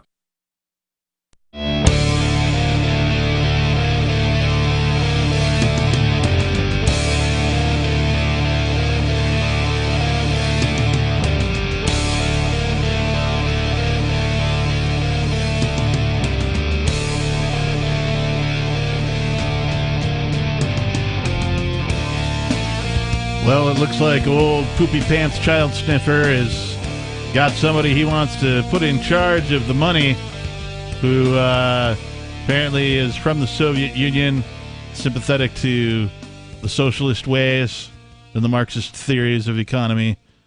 And Bonnie has been talking about that. But it is Free Talk Live, 603-283-6160. In the studio, it's myself, the captain. It's Lady Bonbon. And Nikki. And it is Halloween. It's also the 13th anniversary of the Bitcoin Whitepaper. So happy dual holiday to all of our listeners. We'll get back to the story and Lady Bonbon in just a minute. But first, let's go to David in New Mexico. David, you're on Free Talk Live. Ladies, looking good, looking good. Hey, thanks, man. Well, thanks. Yeah, I was talking to Captain. That was obvious, wasn't it? That's right. I qualify as two ladies. There are 4 of us here. 2 of them are me. Oh, Gemini. Gemini, yeah. Who's Jim? Jim Gemini. and I. Oh, Gemini. Oh, my goodness. Gemini. Hey, I'm schizophrenic, Gemini. and so am I. So, well, before I get to what I called about, in that vein, so, Captain, what you should have done is ask Bonnie to Oh, we lost you. and in addition Yeah, we lost you. Got an odd spot. That was like serendipitous. it's as if the phone gods had censored you, David. Yeah. Like Yeah. you're like, Captain, what you should do is. Yeah, I was like, did he dump himself? So Okay. you want to try that again, David? what you should have done is ask Bonnie to dress you up as her twin, her match, in drag, and then in addition to being a Lady Gaggia, you would have been Captain Chickass. Oh my god. Well, that would be pretty good. David, I've been wanting to talk to you recently. Yeah, Bonnie's actually very glad you called. So you haven't called go while ahead. I've been on recently. I gotta go. You've been avoiding her. You don't have to go. What did I do? I wanted to say that I drove through New Mexico recently, and I totally forgot, but my plan was to make a sign to go on the back of my car that said F. Judge M. Monica Zamora, but I forgot. Oh, cool. You should have done that because people would know who you were talking about. That'd be Everybody awesome. knows everybody. New Mexico's a small town, right? It kind of did have that feel. Basically, yeah. You know anybody in New Mexico, if you say it on the radio right now, the word will get to them within 5 minutes. I don't know that this person is from New Mexico, but when I spent some time in New Mexico, I met a person named Dan Garrett, who is Pat Garrett's great grandson. Right, yeah. Pat Garrett being the Billy the Kid's, former friend who was then hired to go find him and hunt him down and kill him. And so he would go around with his wife doing Old West shows. And so he had a 44 that he busted out one day. We were at a campsite, and he's like, "Have you ever shot a 44?" And I'm like, "No." And he's like, "Well, you're gonna today." And I'm like, "Oh, okay." Yeah. And basically yanked my arm. My shoulder hurt for like a week. Like I was holding it wrong because I was a novice and that kind of thing. But he did this great thing. He was, like I said, he put on Old West shows. So his coolest trick, his finisher, if you will, at least for the time that I knew him, was that he could use a bullwhip, a leather bullwhip, and stand, I don't know, however many feet away from you it was. And if you put a cigarette in your mouth, he could take that cigarette out of your mouth using the tip of the bullwhip without scary. hitting you in the face. Whoa. And it was pretty impressive. You hope. Well, You hope. I did. Fortunately, there was lots of whiskey involved, so. It whips your eye. But at any rate, did you get to say what you? Yeah, that was it. Yeah, well, guaranteed. He is probably already listening by now. The word has probably already got to him that you were talking about him, and and let me remind you, Captain, that 44 that made your arm sore. Mm-hmm. Remember how old I was when I shot that? No. 12? 10. 10. Okay. 10. Everybody in the West claims to be related to or to know somebody who knows somebody who either was related to Billy the Kid or that serial killer from Utah. So the interesting thing about this guy, I think Dan was his name, Dan Garrett, is that he had documentation, right? He put on an Old West show, so if he's going to make a claim like, I'm the great-grandson, he had to have documentation of how that all worked, and so he could run you through that. But the reason I believe him more than any other reason that he is who he says he is because he's also the father of 70s pop star Leif Garrett. And he, like I said, whiskey was involved, and at some point he started talking about how his son's drug habit cost him like an entire ranch. Like he owned several ranches, and he had to like liquidate a whole ranch just for court costs and getting him out of jail and lawyers' fees and all that stuff, just to keep his pop star son from suffering the consequences. So yeah, no kidding. Plus it basically cost his kid his entire career, I believe. And it's Jeffrey Dahmer, I think. Everybody in Utah is like, oh yeah, my grandma got approached by Jeffrey Dahmer, and then she ended up having to leave, so he didn't abduct her. What if he had abducted her? I wouldn't exist. Huh. So, David, what were you calling about tonight? I forgot. Okay. Well, thanks for the call then. Said he had to go. Yeah, he did. Well, that was as soon as he heard that you wanted to talk to him. He's like, oh, I got to go. He really hasn't been calling anytime that I'm on. It's always surprising. I'm like, when is David going to call? Yeah. Well, and usually you're not here on Sunday, so thank you for being our guest this week. Yes. We appreciate you doing that on Halloween as well. We're trying to, keep a little bit of a rotation going on here on Free Talk Live. But you and I used to do Mondays? Fridays. Fridays, that's right. Thank you. I know. I haven't been on a show with you at all recently. Yeah. But here you are. Yeah. Yay. Yay. And, of course, Nikki, who's always here. Yay! I do Wednesdays with Nikki sometimes, so that's why it has been a while, I think. We did a Wednesday a couple weeks ago together, I think. Right? Yeah, when we went to the protest. Yeah. Oh, yeah. So we were talking about Mr. Poopy Pants Child Sniffer has some sort of a nominee for what position? Something in the comptroller? The comptroller of the currency. Yeah. And this person is educated, or is from the Soviet Union, or the former Soviet Union, was educated in a Marxist-type economics environment. And what else? This person is saying, the person who wrote the article from FEE, the Foundation for Economic Education, is saying that the educational background this woman has in and of itself isn't really an issue. He says even himself, he was educated at a Marxist or far-left university, but came to appreciate the importance of free markets as a result. But Omarova appears to have learned all the wrong lessons from her personal and academic experiences in the Soviet Union. Quote, "Until I came to the U.S., I couldn't imagine that things like gender pay gap still existed in today's world," Omarova wrote in a 2019 tweet. "Say what you will about old USSR, there was no gender pay gap there. Market doesn't always know best." Wow. I find that hard to believe. Oh, it's all about perspective. It's all about perspective. The government said there was none. 603-283-6160. Do you think a socialist should be in charge of money? If you want to bring more liberty into your community, there's something you should see. Intercoin, the movement you might want to join. If you like Bitcoin, break through. It's true.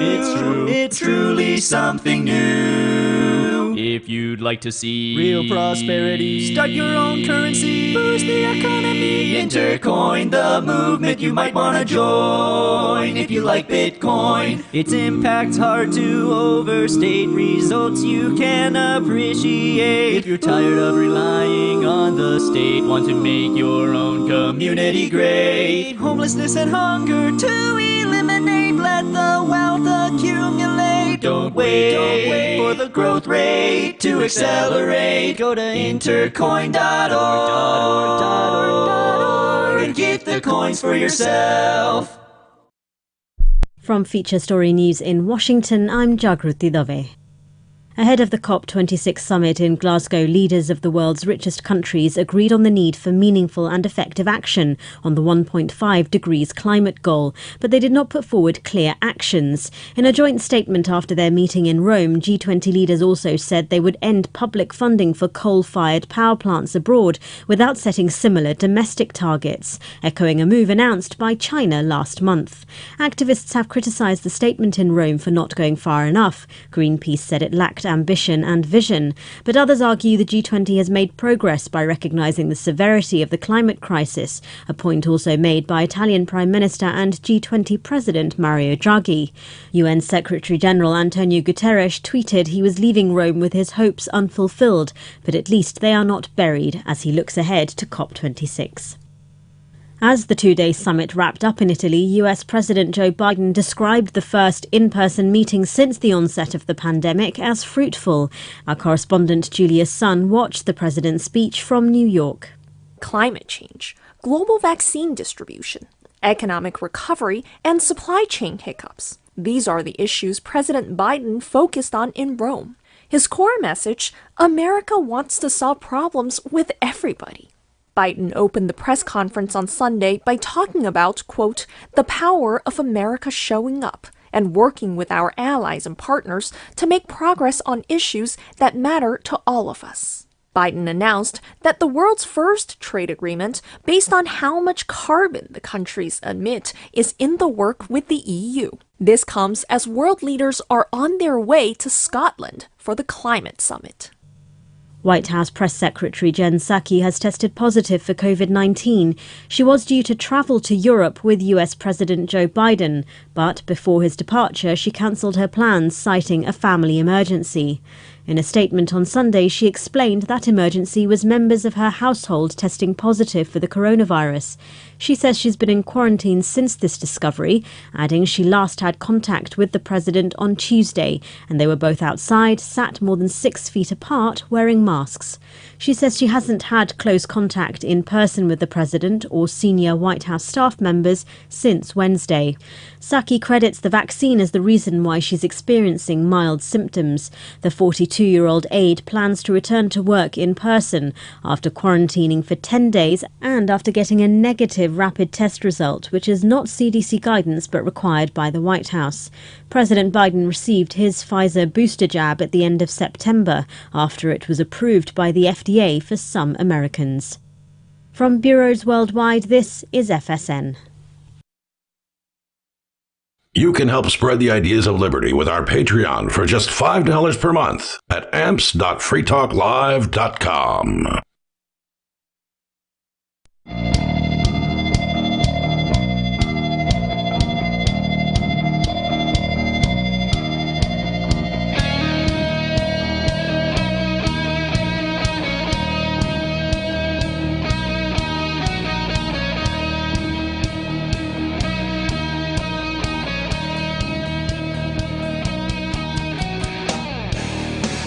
Welcome back, everybody, to Free Talk Live, the live radio call-in talk program where you can call and take control of the airwaves.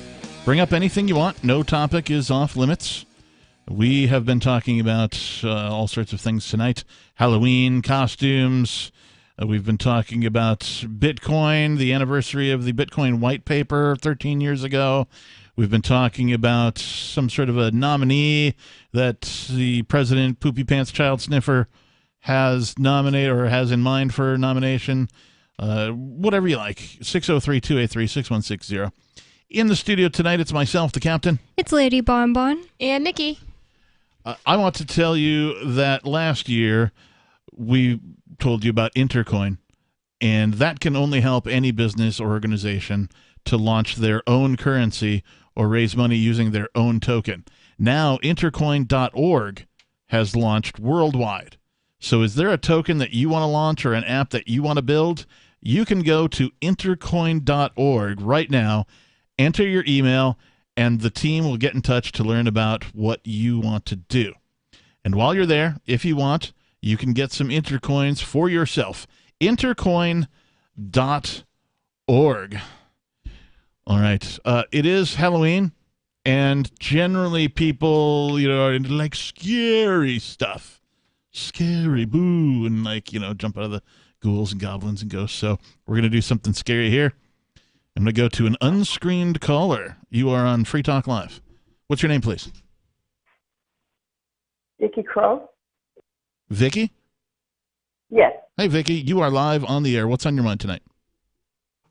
I read on the internet, and I don't know if it's true, and I'm trying to find out, that Biden, his administration has said that they're going to give undocumented aliens, the illegals that came over here, that were separated, the children that were separated during the Trump administration, $460,000 apiece.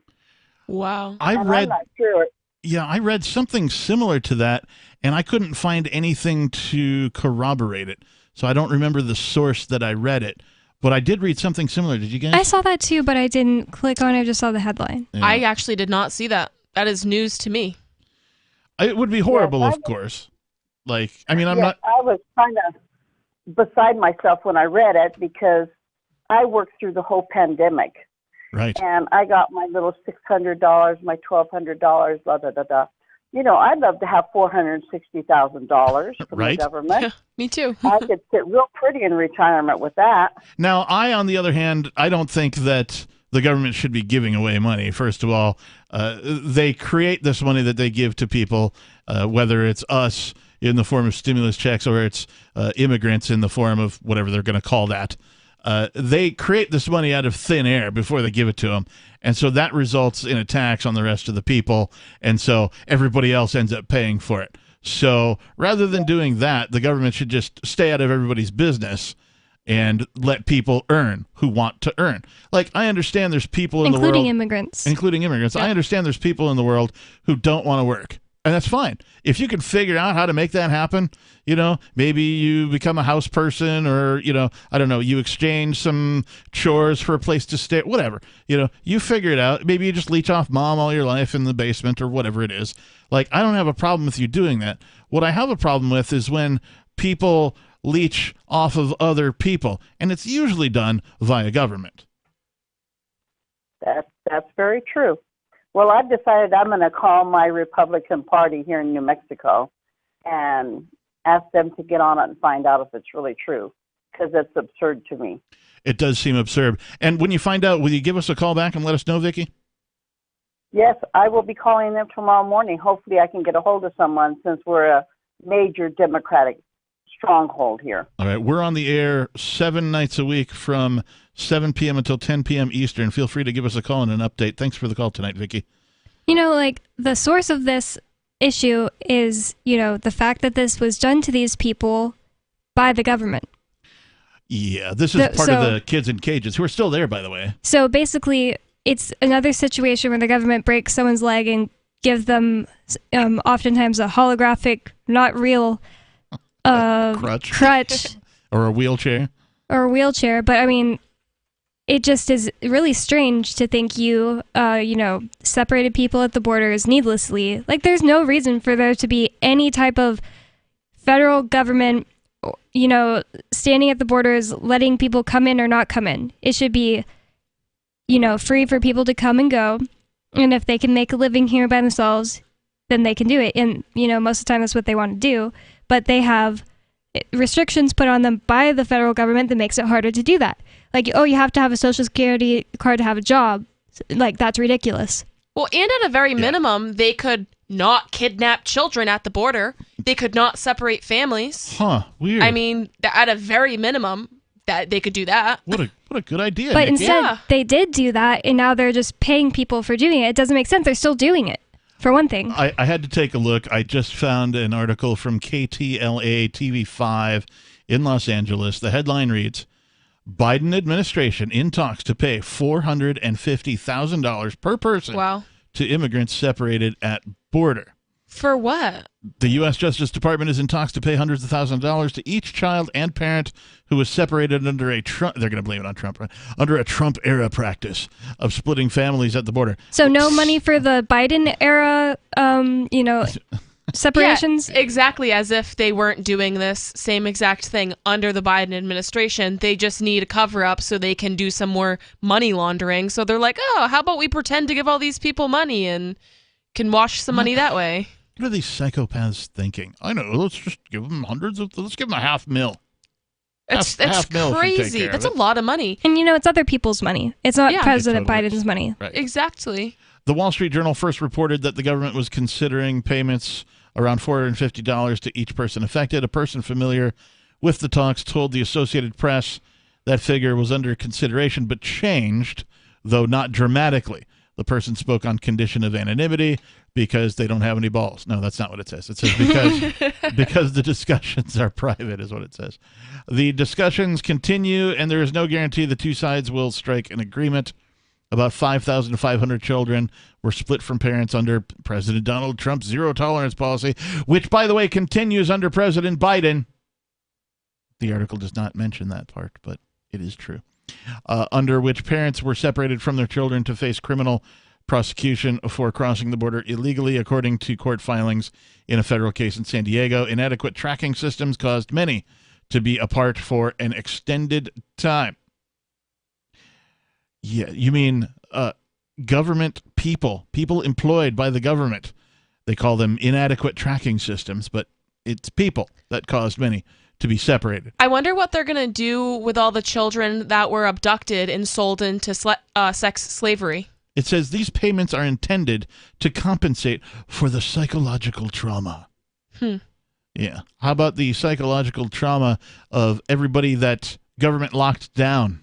Yeah. How about the psychological trauma for all the businesses that were forced to close, some of which have not reopened? Well, Captain, I don't want any money for that. I just want government to leave everybody alone. Yeah, I do too. I like that idea. I do too, and I think that's the best course. We did a bit on the kids in cages, sort of a follow up to all of that. Once Trump got out and Biden got in. Yeah, and what they did is they just moved them from a place that's publicly accessible where reporters could go and see these people and that onto a military base. Yeah, so people couldn't, the public couldn't go on there. Can't just, and reporters can't just show up and unannounced and ask people questions. How are you being treated? What's going on? They're still there, by the way. And in the process of that, thousands of children went missing. Where did they go? I don't know. They just vanished. Oh, you mean people who have no responsibility to report, to the public what they're doing with these kids? Possibly could be doing horrible things to kids? 603-283-6160. More Free Talk Live is coming up.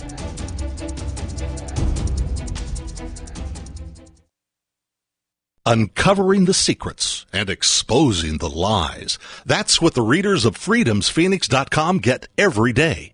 freedomsphoenix.com, constantly providing the information, the real news about government policies, and the real relationship we all have with the coercive government. The real condition of the economy, innovations in technology, breakthroughs in energy, health, and computer science. Learn the truth well before it's admitted to in the lamestream media. The corporate media, nothing more than distributors of government propaganda, but now there's an alternative. freedomsphoenix.com. Constant news updates on the issues that affect your life in the most important ways.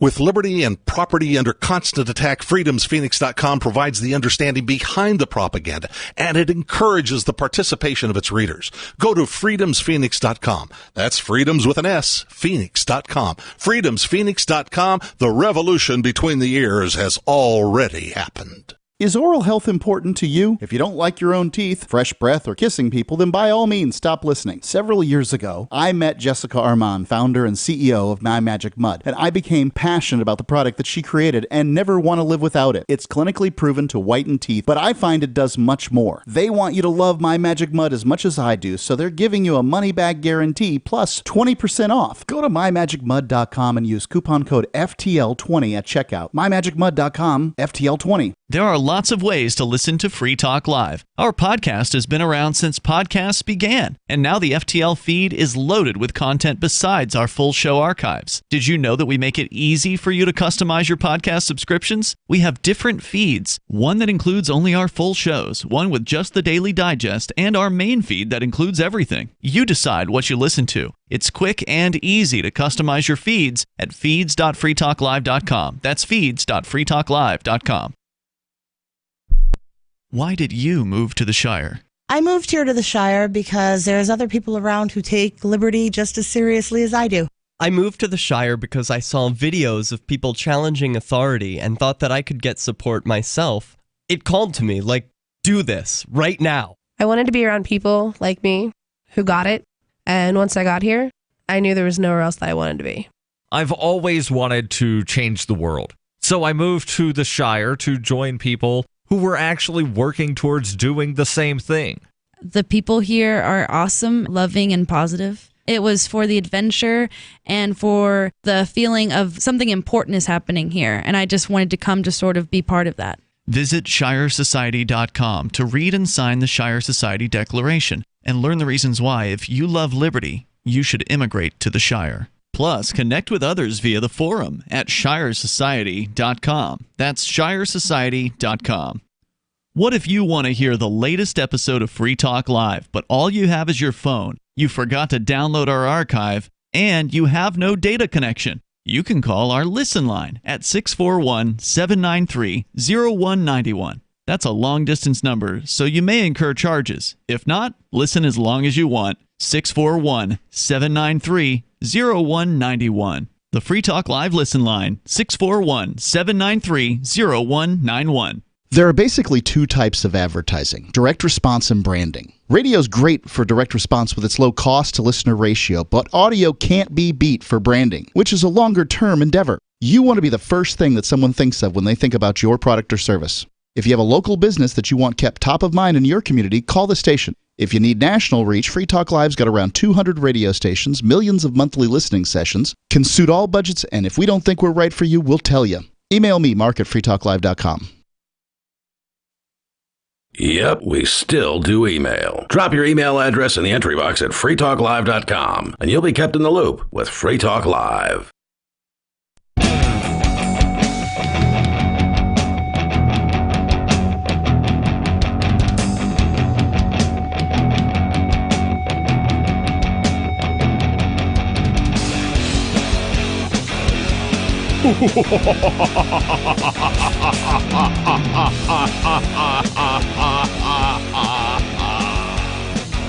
That one didn't scare the Chihuahua, so it wasn't scary. Yeah, I was just seeing how long I can keep it going. I do that with belches sometimes too. Like if I have a carbonated beverage, much like the one you have with your paper straw. Can you do the alphabet? I cannot. Well, it depends on how caffeinated I am. Okay. So like need that energy boost. I used to have contests with a sibling with carbonated beverages, as a 10, 11, 12-year-old. And my favorite thing to say when I belch is the word belch to make it the onomatopoeia, right? Onomatopoeia is a word that sounds like the thing that you're doing, right? So when I feel a belch coming on and, if I'm like outside or something and there's a bunch of people around, I'll just let it go. Belch, right? And people will look around and be like, what was that? Well, you already know. I told you. It's a belch. It's like Groot. I am Groot. It's kind of like that. How did I get on to talking about that? Your laugh. Oh, yeah. So I would try and see at times how long I could keep the belch going. Yeah. And so it was easiest to do with heavily carbonated beverages. For example, one of my cousins preferred Mountain Dew, and I preferred Mellow Yellow as a soft drink beverage. Well, I think because I think you're right. Mellow Yellow had more carbonation. I think you're right because when I was a kid, some other kid told me that the most fizzy drink was Mellow Yellow, and I was like, I don't believe you. I think it's root beer because it's like in the pictures, you see root beer and stuff. And he said, no, I did a science project where I tested it with my mom, and it was Mellow Yellow, and I just always remember that. You had the fizz meter. I don't know how he did it. Mellow Yellow just reminds me of Donovan. Well, it turns out that Coke products are more heavily carbonated than Pepsi products. I can see that. So Pepsi's easier to chug because not as much carbonation. So what I would do, of course, is I'd grab a Coca-Cola and try and chug that so that I could outbelch my sibling or my cousin or whatever. And so, yeah, we would try and see, like, who could have the longest belch or, like, the loudest belch or who could carry it on, furthest or hold it in until the time was right and then belch in front of, like, everybody, Like how you had, like, different categories of the belching competition. Yeah, so. Anyway, this is Free Talk Live, in case you're wondering what the heck you're listening to. It's 603-283-6160. In the studio, it's myself, the captain. It's Lady Bonbon. And Nikki.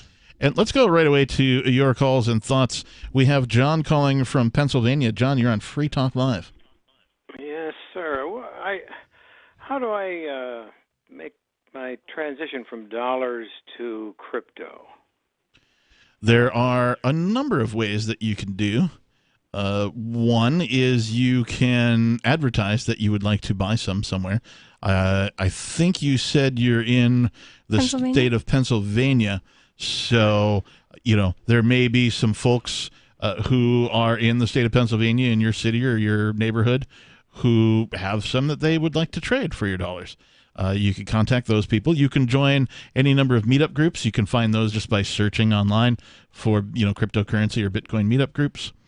You can take advantage of cryptocurrency ATMs, or as I like to call them, vending machines, because it's a far more accurate description of what they are, where you simply insert some United States dollars and then they give you some cryptocurrency. You would need a wallet on your phone before doing so, but usually these vending machines kind of walk you through that. If you don't have a phone, they will, some of them, not all of them, so check with the individual vending machines, but some of these machines will actually spit out a piece of paper with like a QR code or like the actual keys that you should keep very private. Oh, cool. I never knew that. Never heard of that. Not all of them. The other method that you can do is you can go to what's known as a cryptocurrency exchange. I don't do business with this particular company, but they are certainly popular in the United States. That is Coinbase. There's several others that you can go to. I think Binance operates in the U.S. If you do an exchange, just make sure you have a wallet where you control your keys, so you can immediately take it off the exchange and put it into your own wallet where you have the custody of your keys. Right. You can actually buy on some of the wallets as well. Correct. Yes. Some of the wallets will have an interface built into the wallet where if you want to like enter a credit card or a debit card number, it's like a third-party thing usually, right? Yeah, it is. There's a little bit of a fee that you got to pay. So, if you want to buy $20 worth of crypto, you might only get, 18 or 19 bucks, after the fees and that kind of a thing. But certainly that is a way to do it quickly and easily is within the wallet themselves. Another way to do it is earn it. Yes, you could, if you, have some skills and they're valuable to people, I don't know, carpentry, for example, you could just put an ad on the Craigslist. Doesn't cost you anything to put an ad on there, like services offered, and just put, when you fill out the thing, there's actually a box now Craigslist has where you can say cryptocurrency accepted. And cool. I didn't know that. Yeah. In fact, if you look for sale on Craigslist, there's a bunch of boxes on the far left. One of them is cryptocurrency okay. If you check that, it will filter the listings by only listings that say cryptocurrency is okay, and that's available wherever Craigslist is. Cool. It's just so tenuous to me and so foreign. I'm afraid of it. Yep. That's actually what it is. I understand. You're a pioneer is what you are. I'm no pioneer. Oh, yes, you are. Just by even picking up the phone and calling us and asking us these questions about cryptocurrency, you are way further ahead than most people on planet Earth when it comes to cryptocurrency. That's true. true. I'm going to try the meetup thing and see maybe that would be something I could do. Yeah. I can't recommend any in Pennsylvania because, well, I've never been there, so I'm not networked that well, but you should be able to find some groups online, just by searching cryptocurrency meetup or Bitcoin meetup, that type of a thing. I'll do that. Okay, thank you very much, and congratulations to these young people that are with you. That the understanding that the country is going to hell in a handbasket, they can try to do something about it. Thank you. They're pretty great. Thanks, John. Yeah, you guys are pretty great. You too, Thanks, Captain. You're pretty great, too. Hey, thanks, man. So, what were we talking about? We were talking about the country going to hell in a handbasket. Yeah. And, I don't really care because I don't want to be a part of this country. I want to secede, and then secede, and then secede, and then secede. There was a place in Helena, Montana called Helena Handbasket. Really? Interesting. Not that has anything to do with what we're talking about other than like a cafe country. Or something? I think it was like a place where you could get like baskets and that kind of a thing. Goodness. Yeah. Store that one in the random knowledge bin in the back of your brain. Well, I thought it was, kitschy, right? I'm like, oh, Helena Handbasket. We're in Helena Handbasket. Play on words. I love, vernacular plays on words. So we were talking about President Poopy Pants and his socialist nominee. Yes, he has a new nominee for the position of comptroller of the currency named Salu Omarova. And she is from, what used to be called the USSR, and she is sympathetic to their system and says that, it's better than what we have here in the United States, which I won't call a free market, but she's calling it the free market. She says that at least there wasn't a pay gap in Soviet Russia. Which just literally isn't true. So silly. I think she's confused. There wasn't a pay gap because there was no pay. There was no pay. They're like, oh, everybody's getting paid equally. You each get one piece of stale bread a day. Good job. Equality. So she tweeted about it in 2019 saying, until I came to the U.S., I couldn't imagine that things like gender pay gaps still existed in today's world. Say what you will about old USSR, there was no gender pay gap there. Market doesn't always know best. But this article says she soon backed away from the remark, saying, quote, I never claimed women and men were treated absolutely equally in every facet of life in every facet of Soviet life. She said in a follow-up tweet after many Twitter users pointed out that the many ways women and all people were oppressed in the Soviet Union. You don't say.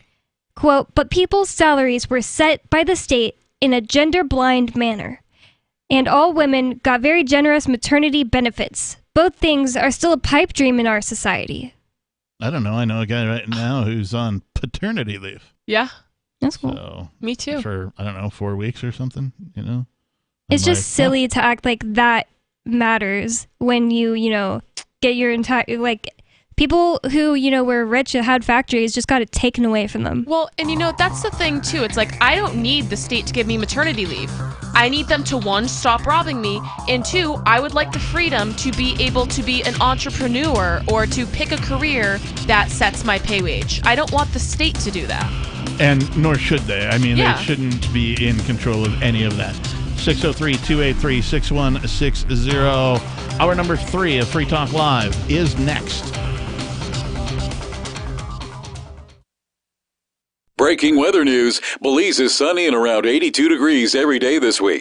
What's the forecast for your life?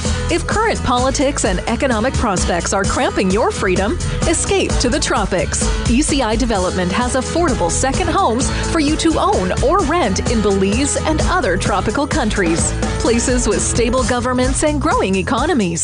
Secure your freedom now.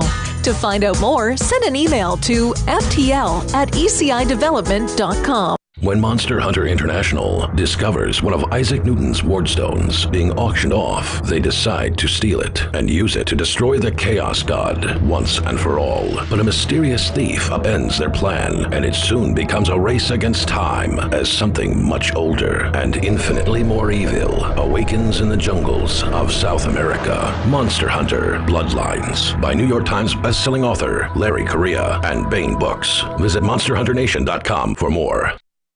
Looking for a great real estate investment? Consider New Hampshire, which is ground zero for the Liberty Movement. Your first call should be to Mark Worden from Porcupine Real Estate. He's more than just a real estate agent. He's your New Hampshire concierge. Where are the best places to live? Do you want farm, city, the burbs, or forest? Do you want a duplex or multifamily building so that renters pay your mortgage? There are homes in all price ranges in New Hampshire, and Mark can help with financing too. Invest in Liberty and property. Mark Worden can help. PorcupineRealEstate.com.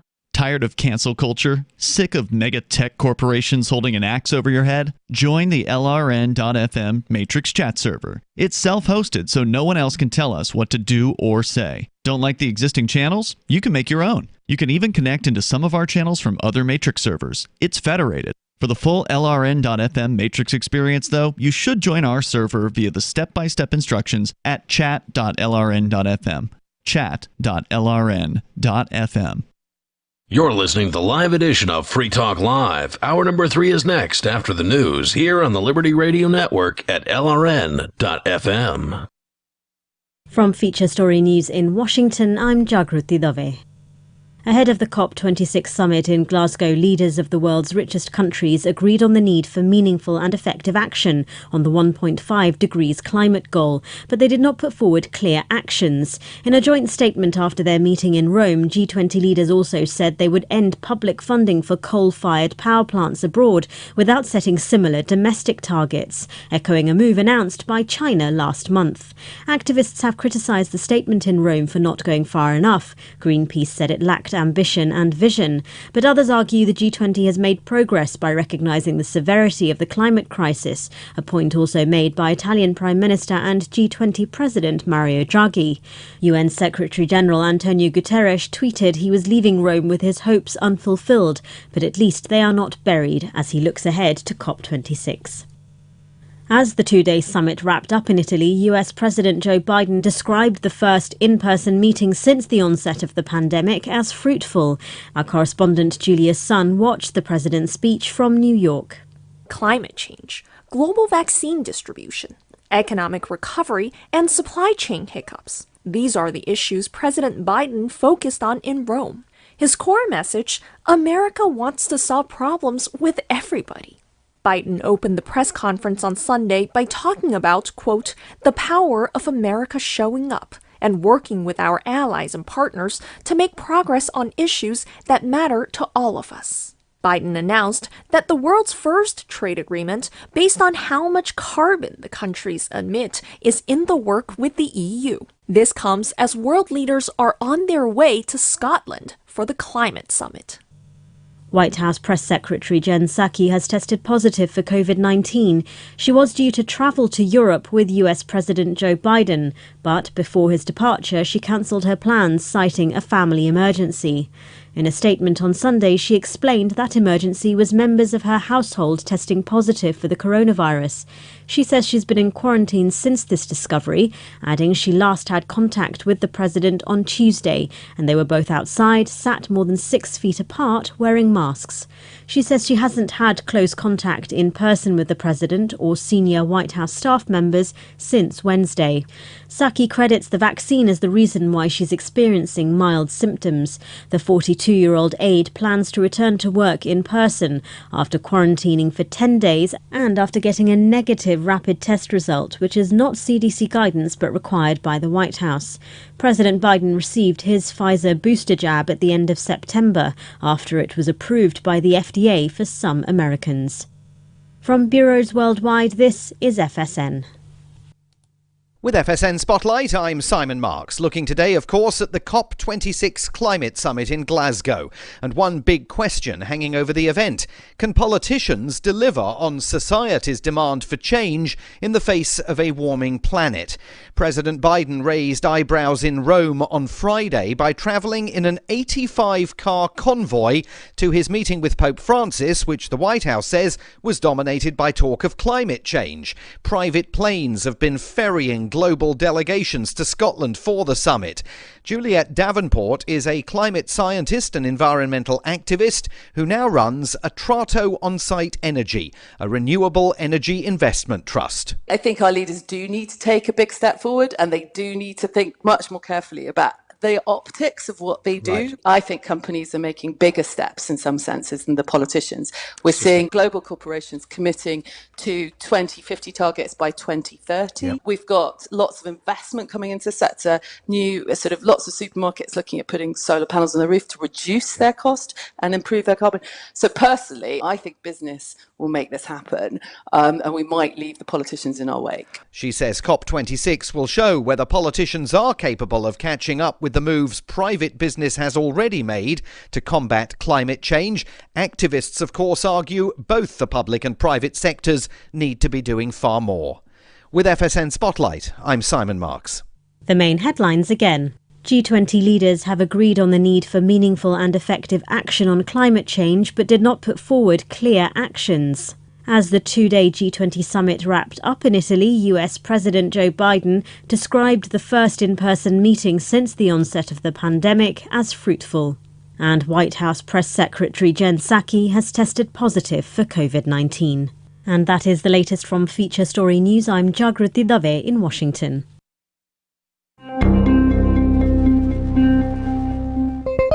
Following this afternoon's arrest of Congress on the charge of over 23 million counts of manslaughter, our reporter spoke to Mark Westnick from Savannah, Georgia, just one of the many Americans that has lost a loved one due to the legislative branch's criminal negligence. Because of Congress, my 23-year-old son died 2 years ago in Afghanistan. My nephew, he lost his leg in Iraq in 2006, and my brother died in Vietnam in 1969. Congress killed my family. Defense attorneys for the now incarcerated 538-member group have dismissed the claims made by Westnick and other victims and released a statement saying their client has been, quote, a pillar of the national community for over 200 years and completely innocent of any and all wrongdoing. Keep checking theonion.com for more as this story develops. This is the Onion News Network.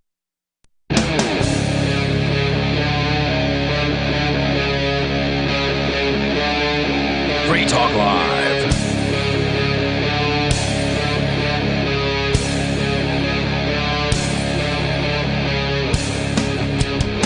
Spooky vision. Spooky vision.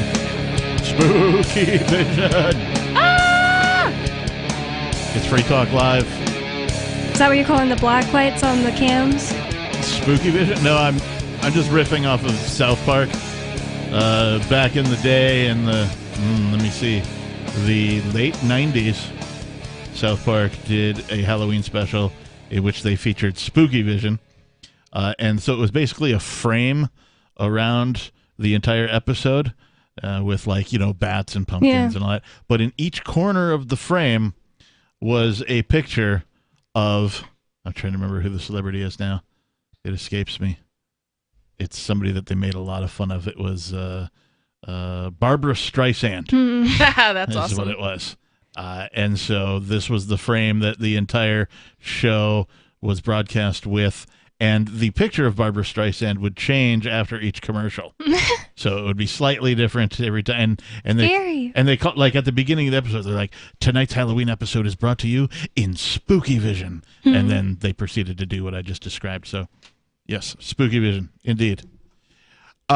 In the studio tonight, it's myself, the Reverend Captain Kickass. Joining me, it's Lady Bonbon. And Nikki. Lady Bonbon in a parka, I might add. This is just a jacket. It got cold in here. For you, here. it's a parka. She's not a native. No, that's true. You're a Southerner. You don't have the... Oh, I see what you're saying. I thought you guys were saying, like, I don't know. Never mind. I thought parka was some ethnic outfit. I don't know. It's just a large coat. Okay, yeah. Although I'm sure natives wore parkas once they discovered them. Especially when it's this cold outside. It's not even cold. It is a It's warmer Halloween for here. 57 degrees out today. Last year was so cold. I was an alien and I was wearing jeans, like 2 shirts, and a jacket at the fire. Well, Captain was there. I was. I don't even remember what happened. Oh, now I do. You had alcohol? Yeah. Well, yeah. That's probably why I forgot. The telephone number here in the studio is 603-283-6160. Since we are a live call-in radio talk program, I think we should probably take a call, huh? What do you think? Sure. Let's do it. Let's go to Jerome Jerome, you're on Free Talk Live. Yeah, I was just calling to tell you about an experience I had about 3 days ago in a grocery store. Just somebody ran into your ankles with the shopping cart? Oh, God. No. I almost got into a Good, 'cause really that hurts, nasty man. fight with a black woman. What? You got like a fist fight? It could have escalated to that if I had wanted it to. Okay, what happened? Tell us. Okay, I was looking for one of the cashiers, to check out my stuff. Okay. And I walked up to one, and I didn't see the light on to let you know that they're over for business. And so I asked the lady behind the register, I said, "Are you open?" And she started to get real indignant with me. She said, "What makes you think I'm not open?" I said, "Well, I didn't see the light. Up above you to let me know you were taking customers." And she just went on and on and on. And she started to get real personal, like my background and, wow, about my financial situation. What? And I mean, she got really. I've never seen a black person in a grocery store, and I've been going to this store for quite a while. I've never seen them talk to a white person like that. Because if they had talked to them like they talked to me, their ass would have gotten fired on the damn spot. I can promise you that, okay? I mean, because it was like really, really personal. And I kind of had to control myself and walk away. Good man. I said, this lady wants me to fight her. I mean, she just kept it up and kept it up. And as I was walking out the store, I said, you know what I told her? I told her, your life can change in the blink of an eye. Because I'm in the mood right now where I'm not in a really good mood right now. Because I lost my mom at the end of July. Mm-hmm. Unexpectedly, I took my mom to the hospital. And at the latter part of July, and a couple of days later, she passed away. On the day I thought I was going to be able to take her home with me, because I've been taking care of my mom and looking after my mom for a long time, man, Yeah. My mom's the reason why I got out of the military and came back home because, I just didn't want to be away from her anymore because we were very close. She raised me by herself, with help from no one except for putting me in school because I used to I would take care of myself when she was working. She worked like 7 days a week. No welfare, no help from nobody, man. That's awesome. And also, I'm glad that something got you out of the military, Jerome. Jerome, when somebody's talking to you like that, like especially when they don't even know you, you should just listen to them basically talking to themselves. Basically, anytime somebody, comes out of nowhere trying to insult you, you just got to realize that's that person's, problems with themselves. She probably hates herself. Yeah, they're projecting. Yeah. Exactly. She hates her life. This was like my second or third experience, running into her because she works in the store from time to time. And when I went to check my stuff out and I looked up and I saw who it was, I said, oh, something's about to jump off. Because it was the last experience I had with her, And I mean, she got really personal. The average person that didn't have the self-control that I do, because I've had situations where black people have called me racial slur on a bus one day, an older black man. And you know what? I could have killed him. You know what? I could have killed that guy for what he called me. But I didn't do it because I was with my mom and I was taking to a doctor. And all I could think about is, if you get arrested and you get in trouble, who's going to look after your mother? Yeah. You know what the answer is? Right. It's not worth Nobody. Hey, Nobody Jerome, I just want to mention one other possibility because, I'm a dude and I'm oblivious to these kinds of things. But I've had it happen where I got into it with, it was a friend of my sister's. And we were having a heated argument, and it didn't occur to me until somebody told me much later. But it's entirely possible that she's into you, bro. No, hell no. It's entirely possible. I think she might have a crush on you, man. No. I ain't into her. Look, to put other questions, I'm not into her at all. Well, but you maybe could be later. No. Jerome, no. What I did do was I called up the store and I talked to the manager, and we had a very heart-to-heart talk where I did the talking and he did the listening. Mm-hmm. Okay? Because I told him if she had ever spoken to a white person that way and you found out about it, she'd been out of a job. I can promise you that. Okay? because no way I've never seen a black person talk to a white person like that in a grocery store or in public ever. Well, Jerome, I'm totally glad that you did not get your butt kicked by a female cashier at the grocery store. Oh, because they would have locked. Hey, man, the cops would have walked in. They would have looked at me and they would have locked me up because there was this lady that lived next door to us many years ago. She kept calling the cops and calling the cops and calling the cops because they wouldn't arrest my mom. This lady was making reports about us. So they came one day and they arrested me. And you know what she told them? I don't know what she told them. But they arrested me and threw me in jail, and my mom had to help bail me out. And when I got out, before they arrested me, one of her relatives was saying, "Oh, you better show up me. I better show up in court." Well, I showed up, and guess what? Nobody was there. The cops and none of them.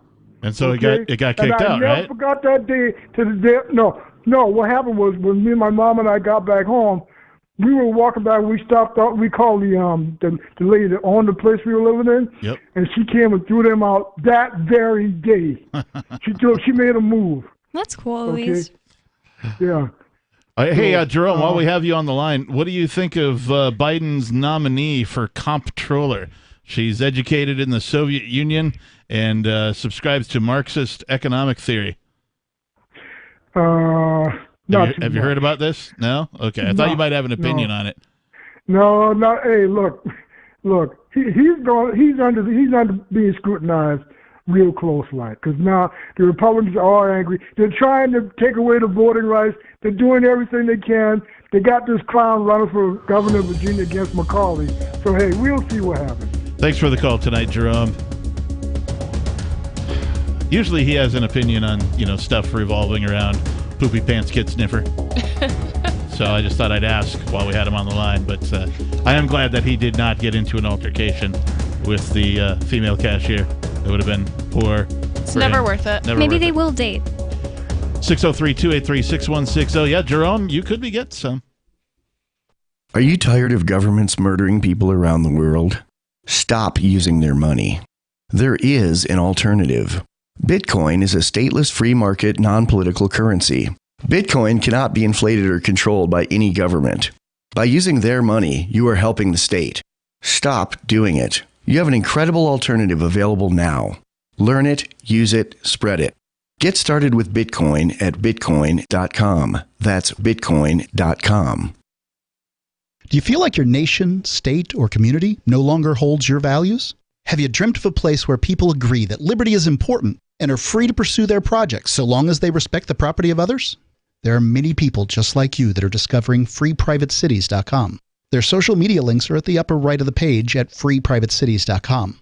All skill levels will be needed when the first of the Free Private Cities opens. It's sooner than you think. Stop arguing and build. freeprivatecities.com. Breaking weather news. Belize is sunny and around 82 degrees every day this week. What's the forecast for your life? If current politics and economic prospects are cramping your freedom, escape to the tropics. ECI Development has affordable second homes for you to own or rent in Belize and other tropical countries. Places with stable governments and growing economies. Secure your freedom now. To find out more, send an email to ftl@ecidevelopment.com. After a devastating war, the alien visitors were driven back, and their willing human collaborators were left behind to face the music. When Emma Jean Anderson's ex-lover brings her from prison, Nathan Foster and his 14-year-old nephew Ben are tasked with bringing the pair to justice. An easy enough job until they discover something is inside Emma Jean, and the fate of the planet hangs in the balance. The Family Business by Mike Coopery from BaneBooks.com. So the protection of life, liberty, and property is what the Free State Project is all about. But it's an effort to move 20,000 people who understand. It's about demonstrating to the entire country that, yeah, we can have a free market, a truly free market. Making it just a freer, great place to live. It's the world's largest voluntarist libertarian community, and it's only getting bigger. That's amazing, to be able to move to a place where other people passionately believe in being free and independent. What the Free State Project is managing to do, though, is to put their money where their mouth is. It's physically getting up across the country and saying, let's go someplace and let's demonstrate the power of these ideas. There's a lot of kind of philosophy that surrounds liberty. There's a lot of thinking about it and talking about it. But here in New Hampshire, people are doing it. 101 Reasons Liberty Lives in New Hampshire, a documentary by Free State Project Early Movers. Watch it free at 101reasonsfilm.com. 101reasonsfilm.com. Some of you asked, and now we've delivered. LRN.FM's live Keene, New Hampshire studio shows are now streamed in HD on Twitch. Visit our channel at twitch.lrn.fm and give it a follow. If you have Amazon Prime, you get one free subscription on Twitch. If you use it on our channel, Twitch will give LRN.FM a monthly piece of your Prime subscription cost. So please watch, follow, share, and subscribe to twitch.lrn.fm. That's twitch.lrn.fm. So you've signed the Shire Society Declaration and are planning your move to New Hampshire to be around more liberty-oriented people. Next, sign up for the Shire Society Forum at forum.shiresociety.com. There are a bunch of people there who are already in the Shire, and they want to meet you. If you're already in the Shire physically, you should also come by the forums. Remember, not everyone uses Facebook. New people are signing up for the Shire Society Forum every month, so drop in and say hello at forum.shiresociety.com. Got Telegram? You can follow our channel there and discuss show prep with other listeners at telegram.freetalklive.com.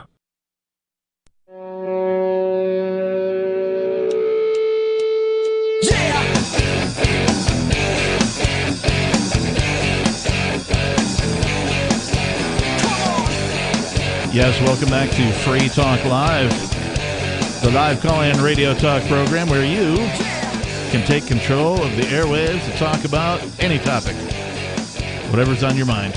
You can talk about things that we're talking about, that's fine, or you can change the subject, bring up anything. 603-283-6160. Thank you for listening and tuning in on this Halloween/Bitcoin white paper holiday. In the studio, it's myself, the captain. It's Lady Bonbon. And Nikki.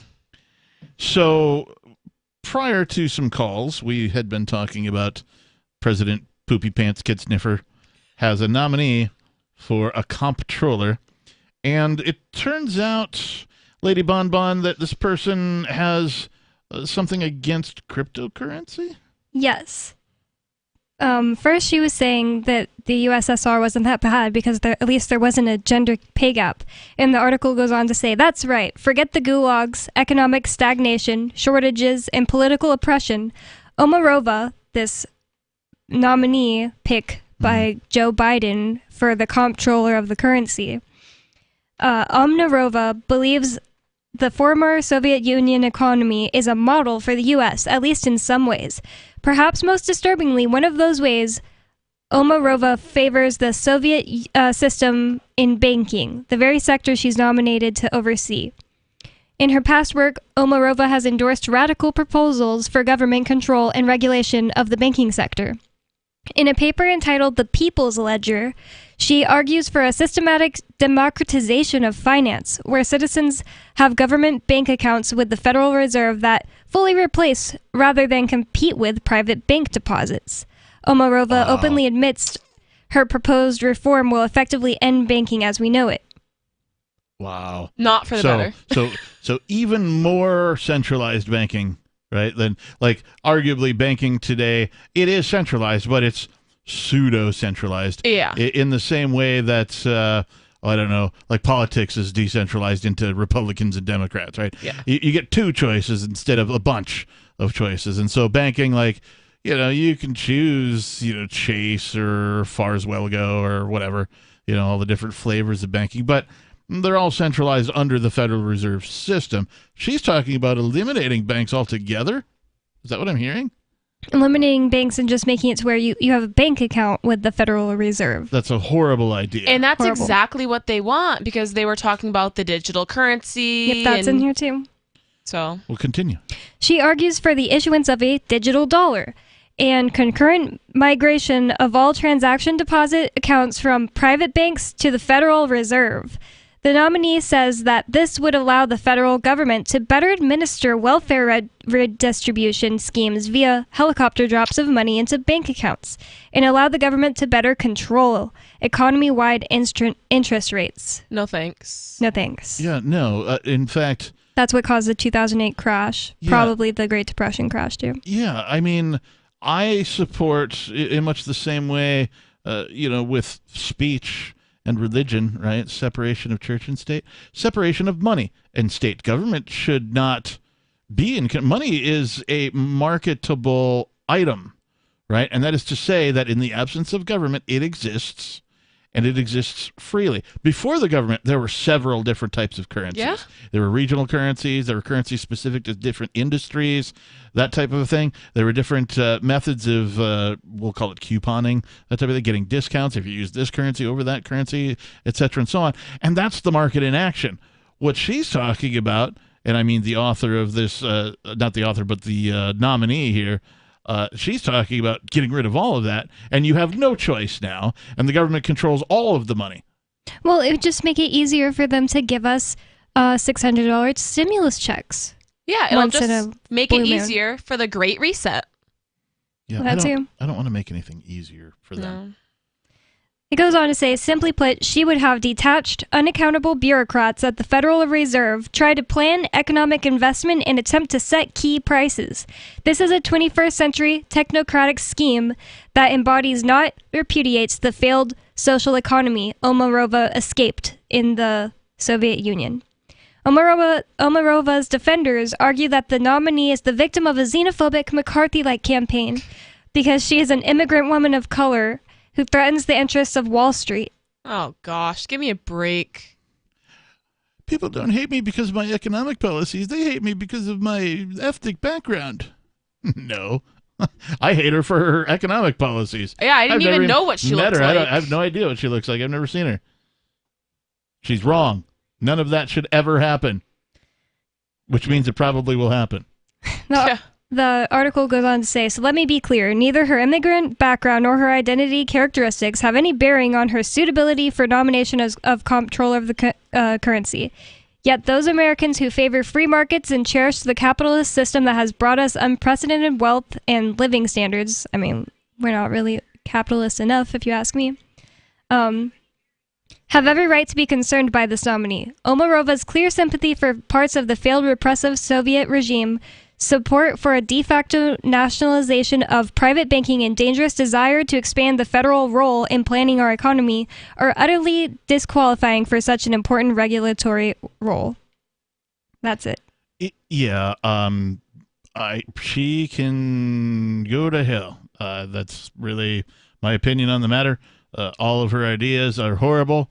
Will result in nothing but more control and less freedom for individuals.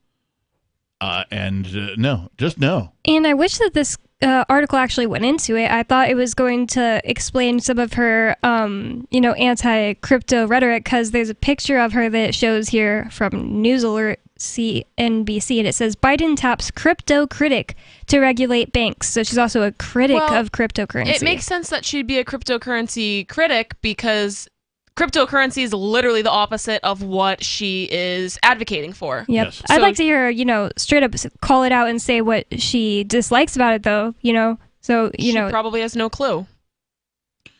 Yeah, I mean, it would take some research for somebody to speak intelligently about cryptocurrency, particularly at the government level. But just the fact that somebody like this is being considered for this type of a position and her anti-freedom views, just based on her economic policies, shows me that, indeed, cryptocurrency is scaring the bejesus out of the government. For somebody like that to be even considered, right, means that they are scared, S-less, and they don't know what to do. Now, that's good news and that's bad news. The good news is that it's going to speed up the decline of the empire, right? We're in the decline of the United States empire right now, but it's not going to go quietly, right? Like a fish out of water. It's going to flap a bunch, and it's going to make a bunch of people really uncomfortable. I suspect people will die before it's all said and done. That's why we need to get out of the federal system. Correct. Absolutely. And none too soon. The more education that folks can get on alternate currencies, cryptocurrencies, more inventions like gold backs, anything like that, competition in the marketplace, that is where it's at for maintaining your sense of financial security. 603-283-6160. More Free Talk Live is on the way.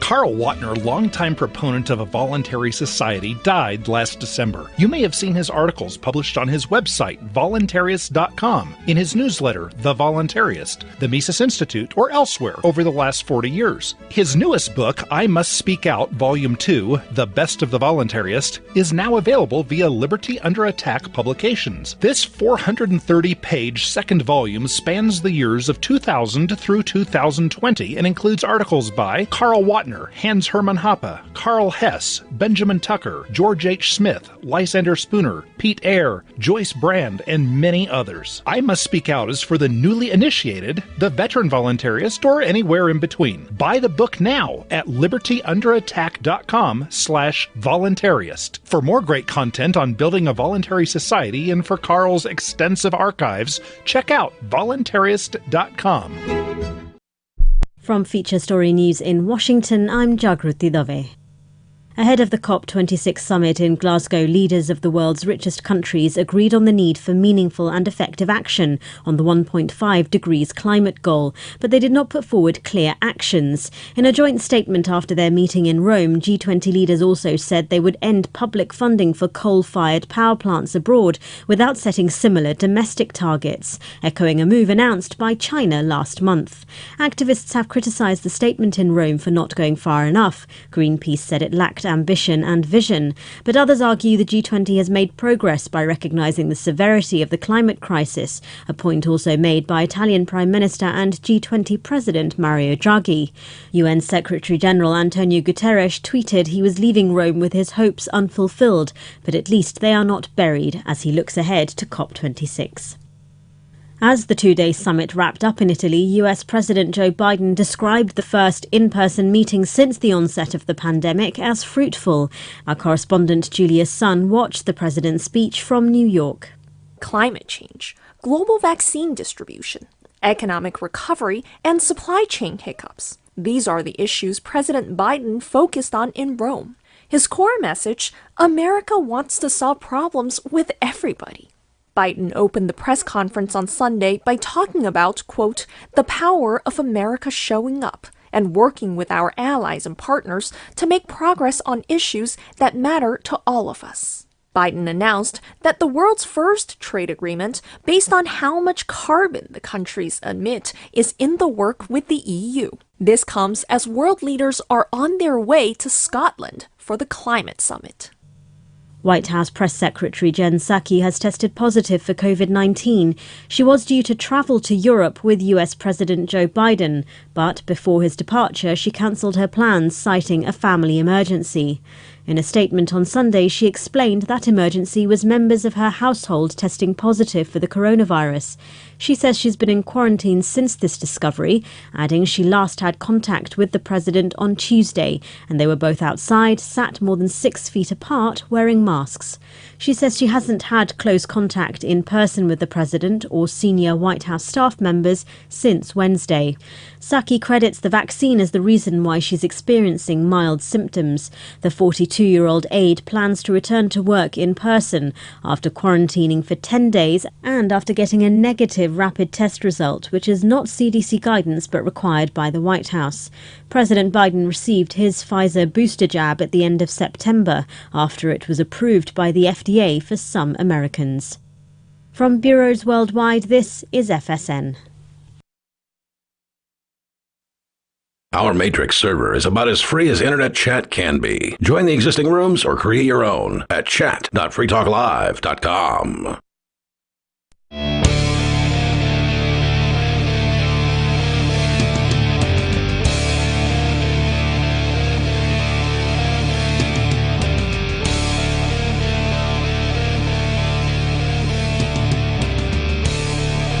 Welcome back to Free Talk Live, everybody. Thanks for tuning in. Thanks for listening. The phone number is 603-283-6160, and we'll get to your calls and thoughts. If you'd like to join us in the studio tonight, it's myself, the captain. It's Bonnie. And Nikki. Again, 603-283-6160. Before we continue, Free Talk Live's video archives have been on Library for years. Library is an uncensorable, decentralized, blockchain-based media sharing protocol, and we're big fans of that here on Free Talk Live. In 2020, Library launched Odyssey. That's a video sharing website to compete with YouTube, and it's really taking off now with over 1 million channels, many of whom are disaffected YouTube creators. Because as you know, YouTube has been canceling people. Well, Odyssey won't cancel you. So during YouTube's crackdown for not towing the government line on COVID, the Free Talk Live YouTube channel started receiving strikes and could be completely taken down at any moment. Thankfully, Odyssey started offering live streaming, so now we're streaming live every night and posting our video archives permanently to Odyssey. You can watch live or anytime on our Odyssey channel by visiting video.freetalklive.com. If you want to go all in, go ahead and download the desktop app at lbry.com, and that way, whenever you watch a video archive, you'll help to seed it and keep it online forever. Again, visit video.freetalklive.com and follow us on Odyssey today. video.freetalklive.com. Doing scary things, let's go to the unscreened caller. You're on Free Talk Live. What's your name?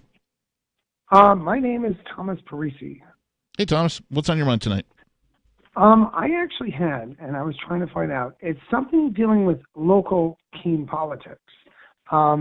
Basically, Aria is running, for mayor over here, and I'm kind of a friend of your guys' show, and I've called in a couple times this week. Mm-hmm. But I just found out something from one of my viewers on the Jail Paper Keene, that her opponent, who's like an incumbent, kind of like a Chad jock guy by the name of George Hansel, is actually friends with a registered sex offender in Keene that has an illegal Facebook account.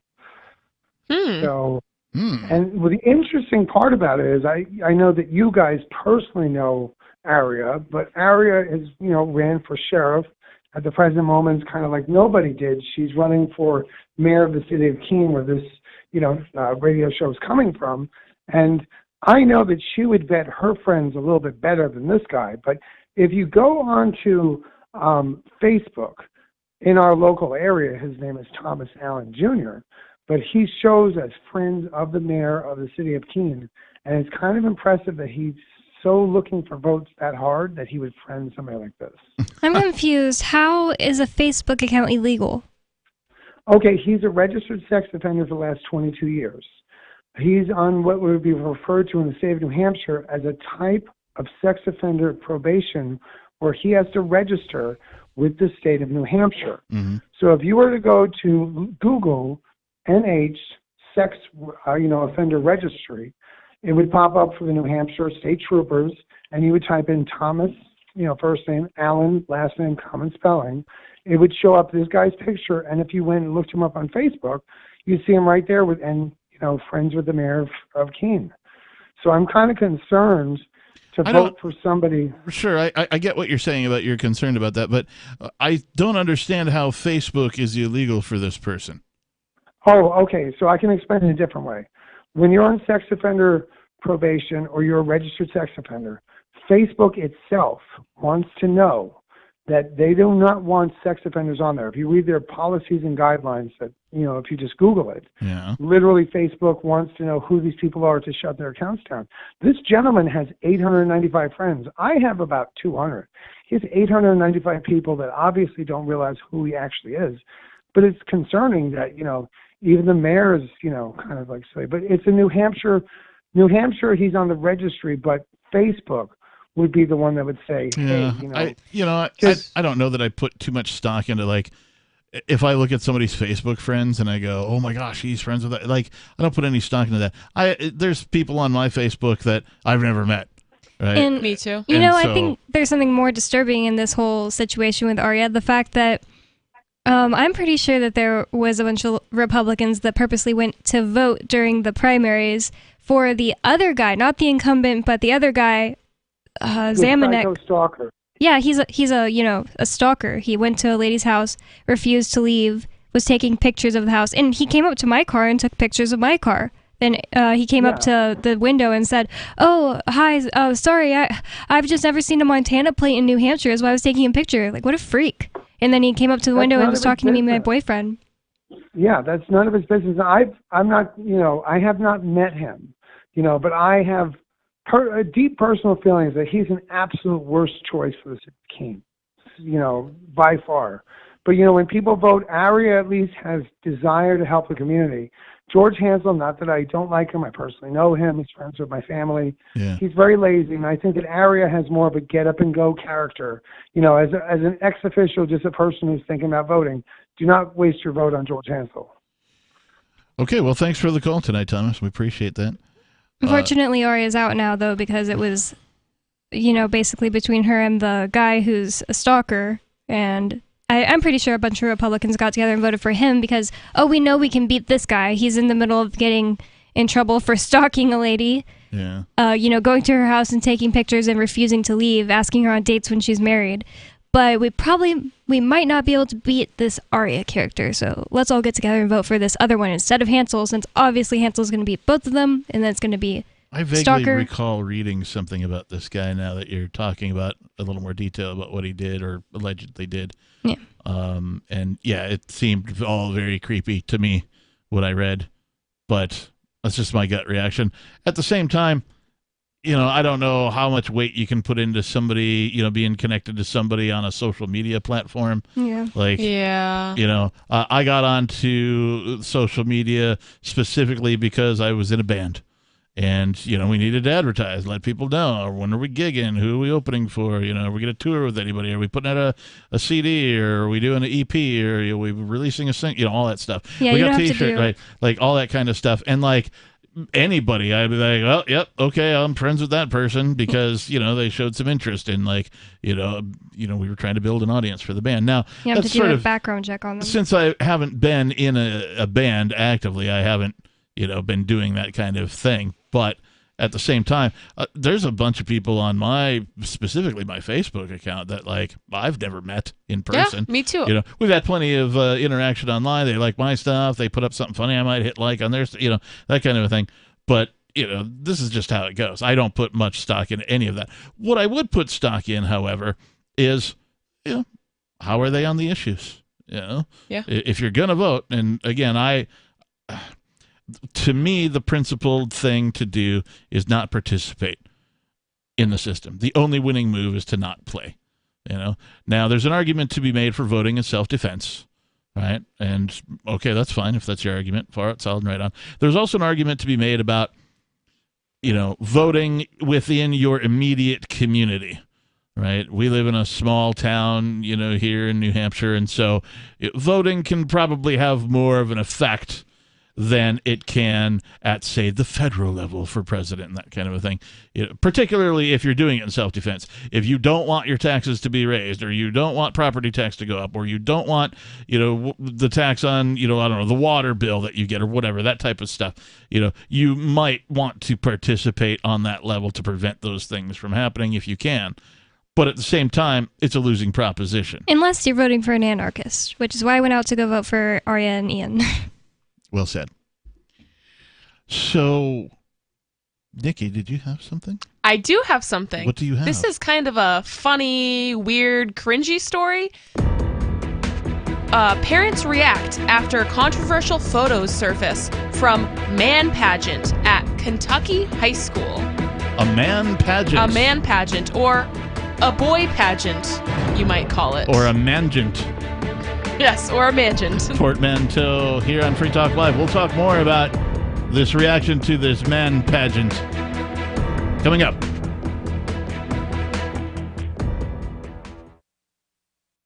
Are you a sneezer? If you're not, can you get close to one? I don't literally mean someone sneezing. Sneezer, as defined by marketing guru Seth Godin, is an opinion leader. When a sneezer mentions something, other people catch what Godin calls the idea virus. Seth Godin says some people are more likely to tell their friends about a great new idea. So identifying and courting sneezers is a key success factor for for idea merchants. His book, Unleashing the Idea Virus, is the most downloaded ebook in history, and you can download the whole book free. That's how he's making his idea contagious. Click Tips, Tricks, and other stuff to help you cut through the clutter at www.survivalspeech.com. I'm Holland Cook. The new 4th edition of Healing Our World, The Compassion of Libertarianism, will take your understanding of liberty to a deeper level and has over 1,300 updated references, new cartoons, and a foreword by Dr. Ron Paul. With discounts for multiple book purchases, the 4th edition of Healing Our World is a great gift for the liberals, pragmatists, environmentalists, and Christians in your life who think libertarianism is cold-hearted. Get yours today at healing.freetalklive.com and use promo code FTL for a $5 discount. If you want to know the latest about Free Talk Live before we go on the air, all you need to decide is how you want it delivered. It's your choice. Visit news.freetalklive.com to receive our usually weekly news updates by email. Plus, we have a Twitter account at twitter.freetalklive.com, and you can follow us on the decentralized Mastodon platform at toot.freetalklive.com. So please follow us at toot.freetalklive.com and sign up for our emails at news.freetalklive.com. Free Talk Live. I'm not interested in supporting the killing of people around the world, and I'm not interested in supporting the imprisoning of people within this country, so that should make it pretty clear what my position is. What's yours, Frankie? Kind of have an inclination that from what's going on and, you know, the media, how the media plays into it, and how they're popping up with different areas in the world, like Somalia. Who's popping up with different areas of the world? Do you watch the news? You watch the news? Hell no. Who's popping up? You said someone's popping up. They are popping up. Who is they? I'm sorry. You know what it is? I'm thinking that you watch the news like I do. Yeah, I don't watch television. I don't even have television. Do you guys watch the news? No, I read a lot of news, but I don't watch the news. The problem is, Frankie, if we can't communicate, we can't have a conversation. Free Talk Live, 7 nights a week from 7 to 10 Eastern, live on the Liberty Radio Network at LRN.FM. The LRN.FM social media channels have been revamped. We've eliminated Facebook and focused on other platforms like Twitter and Mastodon, the decentralized alternative to Twitter. On our accounts, you'll find posts from multiple LRN.FM show hosts together in one place. Follow us on Twitter at twitter.lrn.fm, or better yet, move to the decentralized Mastodon social media platform at toot.lrn.fm, toot.lrn.fm. I think you'll like it. Are you tired of your taxes funding endless occupations around the world? Antiwar.com is run by people who understand that wars abroad become wars at home, wars on our freedoms. Antiwar.com is dedicated to bringing you the latest in news, views, interviews, and reviews from the top movers and shakers in the anti-occupation movement. Antiwar.com has it all, from thorough foreign policy analysis to interviews with whistleblowers who used to run the military-industrial complex. Anti-war, pro-free market. That's antiwar.com. You can stick it to the man and big tech. Join our FTL social mastodon at social.freetalklive.com.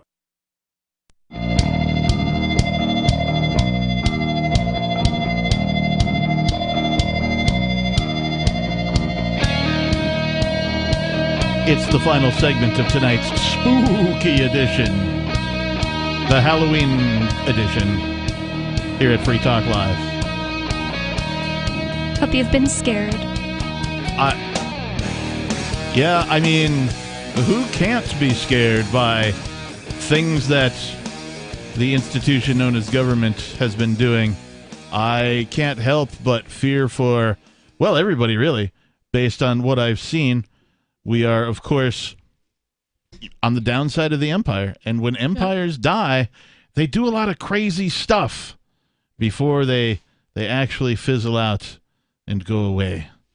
And so we're going to have to endure some of that as life goes forward here in the United States and around the world. I mean, you can see what a global event all governments, are having with, taking control for themselves. More for them, less for you, in the advent of the COVID, which, by the way, I got to remind everybody, more than 99%. Likely to have no effect other than maybe you get sick for a little while. like more than 99% You mean like a chance. cold? Yeah, like a cold or like the flu or something. Yeah. Yeah. So. Weird. Anyway, Nikki, you were going to tell us about this man pageant. Yes, this is an interesting one. So this is a story out of Hazard, Kentucky. An investigation is underway after controversial photos from an event at Hazard High School are causing outrage. As part of homecoming week activities, Tuesday was costume day and a man pageant was held. Multiple photos were posted and then taken down from the Hazard High School athletics page. They appear to show students giving lap dances to faculty and staff. And there's a photo that they added here. And this high school student, he's a male, he is literally dressed in lingerie with a stuffed bra, straddling what looks like a teacher. So I could kind of see why parents were kind of freaked out by this and maybe upset. Yeah. Yeah, according to the government, people who are in high school largely can't consent. I mean, a senior might be 18, but, most people in high school aren't 18. Before you continue, I just have to interrupt you and say thank you to Chris Hartzell. Chris Hartzell is a gold level AMPS supporter. That's AMPS, Advertise, Market, Promote, and Support. You can find out more about that over at amps.freetalklive.com. If you choose to donate, the money goes to amplifying us, getting this show onto more radio stations and supporting this show and the message of freedom in many different ways. So thank you again to Chris Hartzell. He's a gold contributor. If you would like to become an AMPS supporter, please visit amps.freetalklive.com. So other photos showed female students dressed in Hooters costumes, and students and staff appeared to be spanked or paddling each other. By the Hooters girls? Creepy. No, I think students are being paddled by teachers. So this is just getting worse and worse. Pictures of the event were posted on the Hazard High School Athletics Facebook page. Many parents took to social media to address their frustrations. This is a quote from one of the parents. As a mother myself, I wouldn't want my son involved in such activities. One woman tells Lex 18, which is where this story is coming out of. Another woman said it's not a representation of what pageants are, and she found it demeaning in many ways. So the first thing that pops into my mind is something along the lines of, this is what happens to people who are employed by the state. Yeah. Right? Now, they probably have some sort of predisposition to, some sort of, sociopathic or psychopathic behavior. Control freaks, that's right. And so they believe that they're sort of untouchable, right? They get it in their mind that because they're in control of the school in this case, or student discipline, that kind of a thing, that they can do something like this and get away with it. Well, they think it's just a big misunderstanding. Yeah. The Kentucky Department of Education says that they are aware of the incident and has been in contact with the superintendent. Under state law, superintendents have the duty to report any instances of educator misconduct to the Educational Professional Standards Board. So they're conducting an investigation. A Hazard mom, Jenna Smith, has a family member at the high school with kids in the district. She says the event should have been shut down the moment an adult realized students were undressing. Yeah, you don't say. And I just don't believe that, the students got together, there was no teachers or faculty around, and they came up with this idea by themselves. Well, even if they did, once they started undressing, the pictures, they are literally, the students are bent over. The faculty is spanking them with paddles, and there are boys dressed in lingerie with stuffed bras. The girls are serving beers to the faculty dressed in Hooters outfits. There's many. Is this actual faculty? Or yes, is it they're teachers and staff. Okay, so, and this is the point, is that is unprofessional. Yeah. Right. I don't, whatever costumes they're wearing, if, they want to dress up and do some, weirdo, whatever. Individuals are individuals. I don't have a problem with any of that. What I have a problem with is these faculty acting in an unprofessional manner. Yeah, it's very unprofessional. So Mom Holly Lane disagrees. It has been taken completely out of context. out of context, Lane says. There are only photos being shown on the internet, no videos. The photos don't show the teachers pushing the children off of them. Lane's son and his friends participated in the homecoming event. She says pushing the limits and embarrassing teachers is part of the fun. If everybody is perfect, then I would say, yeah, maybe we do need to rethink something, Lane said. But until somebody can prove that something is going on here other than just homecoming week and teenagers being teenagers, then I will support my kids.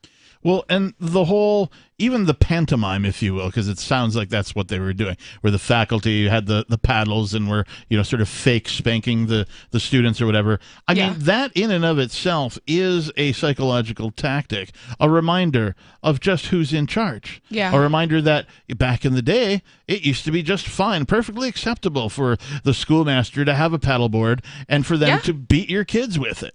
Some schools still do that with the rulers and stuff. And so, again, the level of unprofessionalism exhibited here by at least the people who are employees of the school is unacceptable, in my opinion. I'm just surprised that it went past so many adults and so many staff and faculty members and nobody said, like, hey, we should stop this. Like, it had to get to the point where photos were posted on the Facebook page. People saw the photos. It's viral on the internet. I was seeing it posted all over Facebook, and we're nowhere near Kentucky. Right. I don't even know anybody from Kentucky. So it got kind of, blown up, and it had to get to that point for them to be like, yeah, we got to take these photos down, and, like, this isn't okay. I'm just surprised it got to that point. Any thoughts?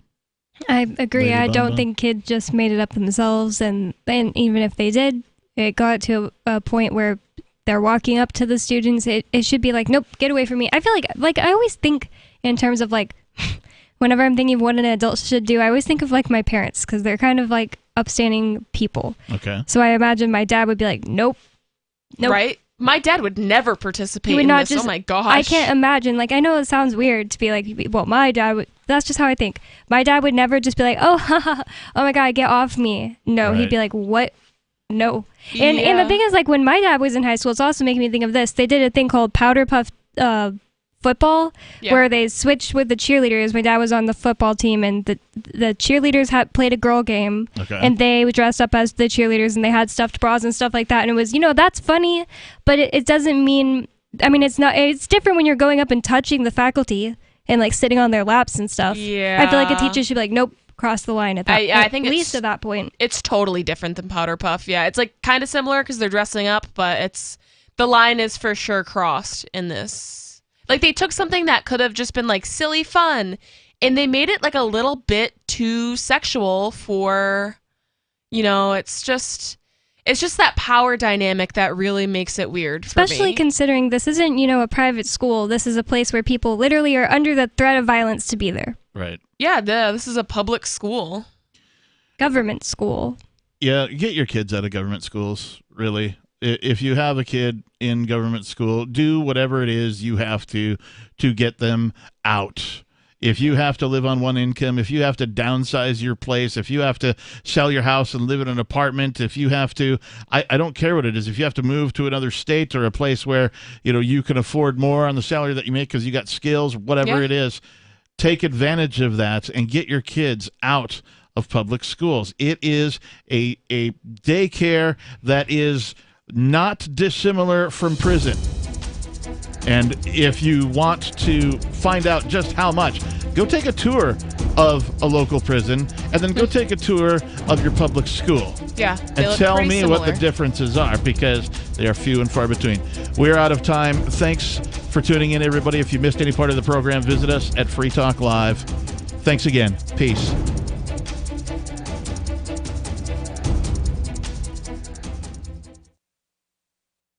Are you tired of governments murdering people around the world? Stop using their money. There is an alternative. Bitcoin is a stateless, free market, non-political currency. Bitcoin cannot be inflated or controlled by any government. By using their money, you are helping the state. Stop doing it. You have an incredible alternative available now. Learn it, use it, spread it. Get started with Bitcoin at bitcoin.com. That's bitcoin.com. Do you feel like your nation, state, or community no longer holds your values? Have you dreamt of a place where people agree that liberty is important and are free to pursue their projects so long as they respect the property of others? There are many people just like you that are discovering freeprivatecities.com. Their social media links are at the upper right of the page at freeprivatecities.com. All skill levels will be needed when the first of the Free Private Cities opens. It's sooner than you think.